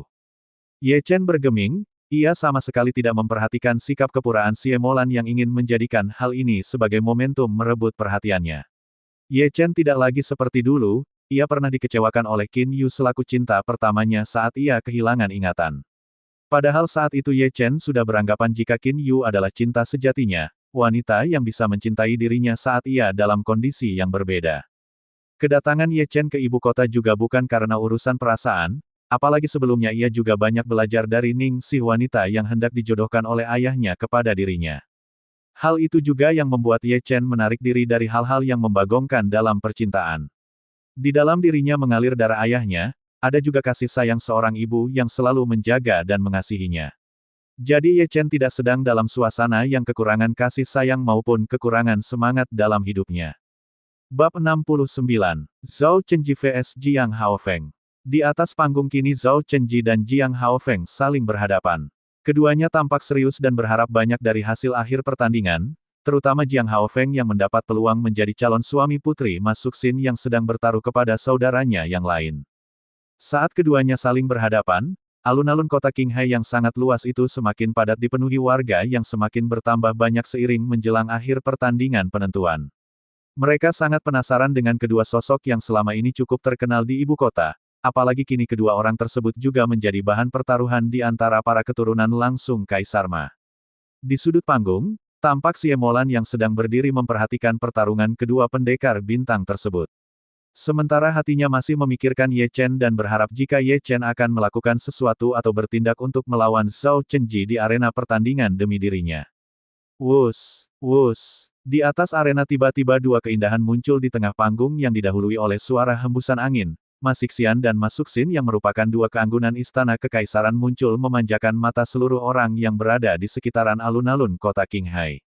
Meski dari kejauhan, mereka masih dapat melihat pesona yang mendebarkan dada mereka. Ye Chen pun tidak bisa tidak menahan kekagumannya pada kecantikan yang dimiliki oleh putri Mas Xian yang kini lebih jelas ia lihat. Meski kakaknya terlihat lebih menggoda namun secara naluriah kelelakiannya ia lebih tertarik pada keanggunan yang dimiliki oleh putri Mas Xian. Kalian adalah dua petarung yang kami jadikan pertaruhan. Siapapun di antara kalian yang menang akan mendapatkan perhatian dari salah satu di antara kami berdua. Jadi bertarunglah dengan sebaik mungkin dan jangan kecewakan kami, ucap Putri Mas Suxin dengan tegas, sambil melirik ke arah Jiang Haofeng yang ia jagokan. Baik Tuan Putri, jawab kedua kontestan tersebut dengan kompak sambil tersenyum cerah. Sementara kontestan lainnya memandang iri ke arah Jiang Haofeng dan Zhao Chenji, mendapatkan perhatian secara langsung dari Putri Kaisar adalah sesuatu yang langka. Pada saat ini, tatapan Mas Xian kembali terkunci kepada Ye Chen. Hal yang membuat dirinya melompat ke tengah arena mengikuti kakaknya adalah karena ia ingin melihat Ye Chen secara lebih dekat. Entah apa yang dirasakannya, ia merasa jika lelaki itu tidak sesederhana kelihatannya. Kenapa ia ada di sini juga? Gumamnya dalam hati, melihat Ye Chen lebih dekat membuatnya semakin penasaran. Tetapi tidak dengan Ye Chen, ia segera mengalihkan pandangannya setelah sesaat saling curi pandang tersebut. Sepertinya ada yang membuat adikku kehilangan jiwanya, suara Mas Suxin terdengar lembut di telinga Mas Xian, membuatnya tersadar dan tertarik kembali pada kenyataan. Wajah cantik Mas Xian tampak memerah, namun ia tidak berani menjawab perkataan dari kakak keduanya tersebut. Ia kemudian secara alami pergi, kembali ke tempat duduk di mana sebelumnya ia berada. Melihat tingkah adiknya, Mas Suxin hanya tersenyum ringan sambil mengikutinya ke tribun khusus. Mas Suxin juga tidak tahu persis siapa yang sudah membuat adiknya berada dalam kondisi memabukkan pada perasaan di antara lawan jenis. Yang jelas ini adalah sebuah langkah positif bagi putri Mas Xian yang selama ini terkenal pendiam dan sangat sulit menerima kehadiran laki-laki. Perlu diketahui untuk menarik minat adiknya datang ke tempat ini, Mas Suxin harus rela mengeluarkan koleksi karya seni terbaiknya untuk dijadikan taruhan. Dengan sikap pendiamnya itu, Putri Mas Xian adalah penggemar lukisan serta kaligrafi lebih dari siapapun keturunan keluarga kekaisaran saat ini. Setelah kepergian kedua putri kaisar itu, kini kedua petarung berada dalam kondisi saling berhadapan. Keduanya tampak bersemangat, tidak ada keraguan sama sekali untuk memperoleh hasil terbaik. Majulah, aku akan menghabisimu, tantang Jiang Haofeng secara terbuka. ia mengumpulkan ki murninya untuk bersiap menyerang. Kamu masih terlalu lemah untuk berkata seperti itu, Zhao Chenji berkata dengan nada rendah, lalu melirik Xie Molan sambil tersenyum.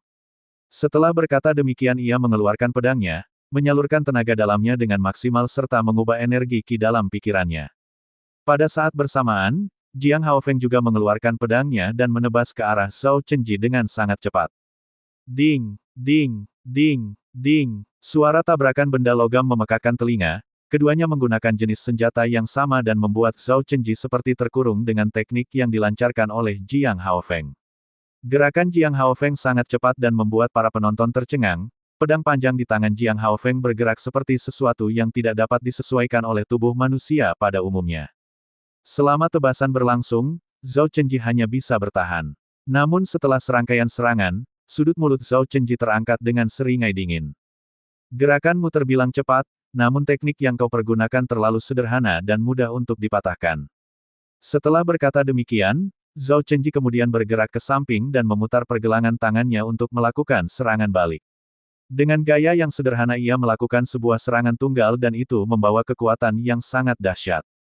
Belar, pedang di tangan Jiang Haofeng terlempar dan patah menjadi dua bagian, akibat benturan kedua senjata tajam itu tangan Jiang Haofeng bergetar dan berdarah. Bahkan getaran di kulit tangannya terus menyebar hingga menyerang ke dalam organ dalamnya. Detik berikutnya tubuh Jiang Haofeng terhuyung lalu jatuh ke tanah dengan erangan suara teredam, darah segar pun keluar dari mulutnya dan mewarnai bibirnya. Kini semua penonton tercengang, tidak ada yang mengira jika Jiang Haofeng yang semula unggul dalam serangan cepat kini harus jatuh dalam posisi memalukan.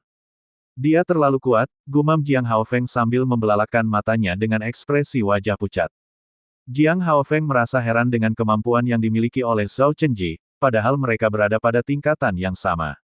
Namun anehnya kekuatan yang baru saja ia terima tidak mengisyaratkan jika keduanya berada pada ranah yang sama.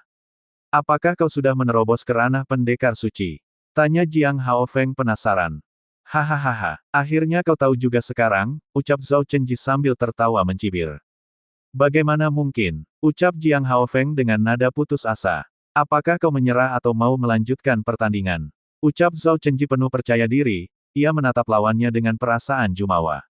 Alun-alun beladiri tiba-tiba hening beberapa saat, mereka cukup terkejut dengan kekuatan yang dimiliki oleh Zhao Chenji. Seseorang yang berada di ranah pendekar suci sebelum berusia 40 tahun adalah suatu hal yang sangat luar biasa. Dalam hal ini masa depan Zhao Chenji di Istana Kekaisaran akan sama seperti Ye Chen yang kini menjadi komandan pasukan Mingling. Bab 70. Kekalahan Jiang Haofeng. Jiang Haofeng menatap kesal ke arah Zhao Chenji, tetapi ia adalah seorang kultivator dan tidak mau menyerah begitu saja. Sambil menstabilkan kekuatannya lalu ia mendecakkan lidahnya dan berkata, pedangku boleh patah, tetapi semangatku takkan pernah pudar. Kemudian ia bangkit, lalu melangkahkan kakinya menuju ke arah Zhao Chenji. Dalam seketika mata para penonton berkilat penuh keceriaan, bahkan Putri Masuksin yang sebelumnya tercengang langsung berdiri memberikan semangat. Oh rupanya kamu masih belum menyadari batas kekuatan di antara kita, dasar bodoh, ucap Zhao Chenji sambil mencibir. Menurutnya, Jiang Haofeng masih terlalu lemah untuk berhadapan dengan dirinya. Pertandingan masih belum usai, jangan meremehkanku sebelum terbukti kau bisa menunjukkan kemampuanmu, ujar Jiang Haofeng dengan tatapan tidak suka. Melihat kedua kontestan bertarung, Ye Chen yang duduk di dekat Xie Xuanzong hanya duduk tenang. Ia tidak begitu tertarik, namun bukan berarti ia diam saja memperhatikan orang-orang yang akan menjadi perwira menengah yang akan memimpin pasukan keamanan. Baginya siapapun yang menang pada dasarnya adalah mereka yang akan bekerja keras melawan kelompok si Gua, bukan kemenangan seseorang hanya karena pertaruhan semata. Di atas panggung bela diri, Jiang Haofeng telah berdiri sepenuhnya dan siap melancarkan serangan tangan kosongnya. Mati kau! Pekik Jiang Haofeng sambil meraung dengan keras. Tubuhnya melesat dengan cepat, ki di tangan kanannya sudah berkumpul begitu besar membentuk tinju yang sangat kuat. Zhao Chenji menatap dengan penuh cibiran dan bersiap mengantisipasi serangan lawan, namun Zhao Chenji sengaja tidak menggunakan pedangnya. Dengan mengandalkan kekuatan energi spiritualnya ia akan masih sanggup berhadapan dengan orang yang memiliki kekuatan lawan yang masih berada satu tingkat di bawahnya itu. Baam! Suara benturan energi teredam tercipta cukup keras, jelas terlihat dua kepalan tinju tengah beradu di depan dada masing-masing. Jiang Haofeng mundur dua langkah, lalu secepat kilat ia melancarkan serangannya. Sebuah tendangan melingkar ia arahkan ke tubuh Zhao Chenji dari arah depan. Dari sudut tempatnya berdiri Zhao Chenji memutar pinggangnya ke samping menghindari tendangan kuat dari Jiang Haofeng. Serangkaian serangan terus dikeluarkan oleh Jiang Haofeng secara berkelanjutan, dengan mengandalkan kecepatan ia berharap unggul dalam teknik tangan kosong. Tetapi semua yang ia lakukan tidak dapat melukai Zhao Chenji sama sekali. Sebaliknya, Zhao Chenji tampak melakukan beberapa gerakan ringan saat menanggapi serangan tersebut. Di udara telapak tangannya bergerak dengan sangat cepat dan mendarat dengan mulus di dada Jiang Haofeng. Buuk! Terdengar suara pukulan mendarat yang sangat kuat di dada Jiang Haofeng, dan membuat tubuhnya terpental beberapa meter ke belakang, ekspresi wajahnya terlihat pucat. Kurang ajar! Teriak Jiang Haofeng yang merasa kecolongan dalam gerakan terakhir. La segera bangkit dan melompat ke udara, sebuah tendangan menerjang ke arah Zhao Chenji, ia kembali mengeluarkan sebuah serangan yang sudah dibungkus oleh energi spiritual. Melihat aksi yang dilakukan oleh pihak lawan, Zhao Chenji tersenyum, lalu mundur selangkah mengangkat tangan kanannya dan menangkap kaki Jiang Haofeng yang masih menggantung di udara. Hal ini menyebabkan Jiang Haofeng panik, tubuhnya kembali terpelanting dan menabrak batas panggung yang berada di dekatnya. Braak! Terdengar suara tubuh Jiang Haofeng yang menghantam pembatas dengan keras. Para penonton kembali terdiam, sudah 3 kali mereka menyaksikan tubuh Jiang Haofeng terhempas, mereka sudah menduga jika pertandingan ini akan dimenangkan oleh Zhao Chenji yang ternyata sudah menerobos ke ranah pendekar suci. Putri Masuksin yang melihat jagoannya kembali terjatuh terlihat putus asa, ekspresi di wajahnya jelas menampakkan kekecewaan. Di sisi lain Putri Masixian tidak bergeming, ia seolah nampak tidak peduli dengan kondisi yang menguntungkannya tersebut. Ia lebih tertarik mencuri pandang ke arah Ye Chen yang sedari tadi tampak tenang. Di sudut panggung bela diri, saat ini Jiang Haofeng merasakan energi ki-nya berkurang secara drastis, ia mulai merasa kesakitan akibat beberapa cedera yang hinggap di tubuhnya. Untuk memulihkan kondisinya dengan cepat, ia terpaksa menelan sebuah pil penambah energi yang sekaligus dapat menyembuhkan luka internalnya dengan cepat. Meskipun ia baru saja kehilangan energi ki yang cukup banyak, kini dengan bantuan pil penambah energi yang baru saja ia minum, tentunya dapat mengembalikan energinya yang sudah berkurang sejak tadi.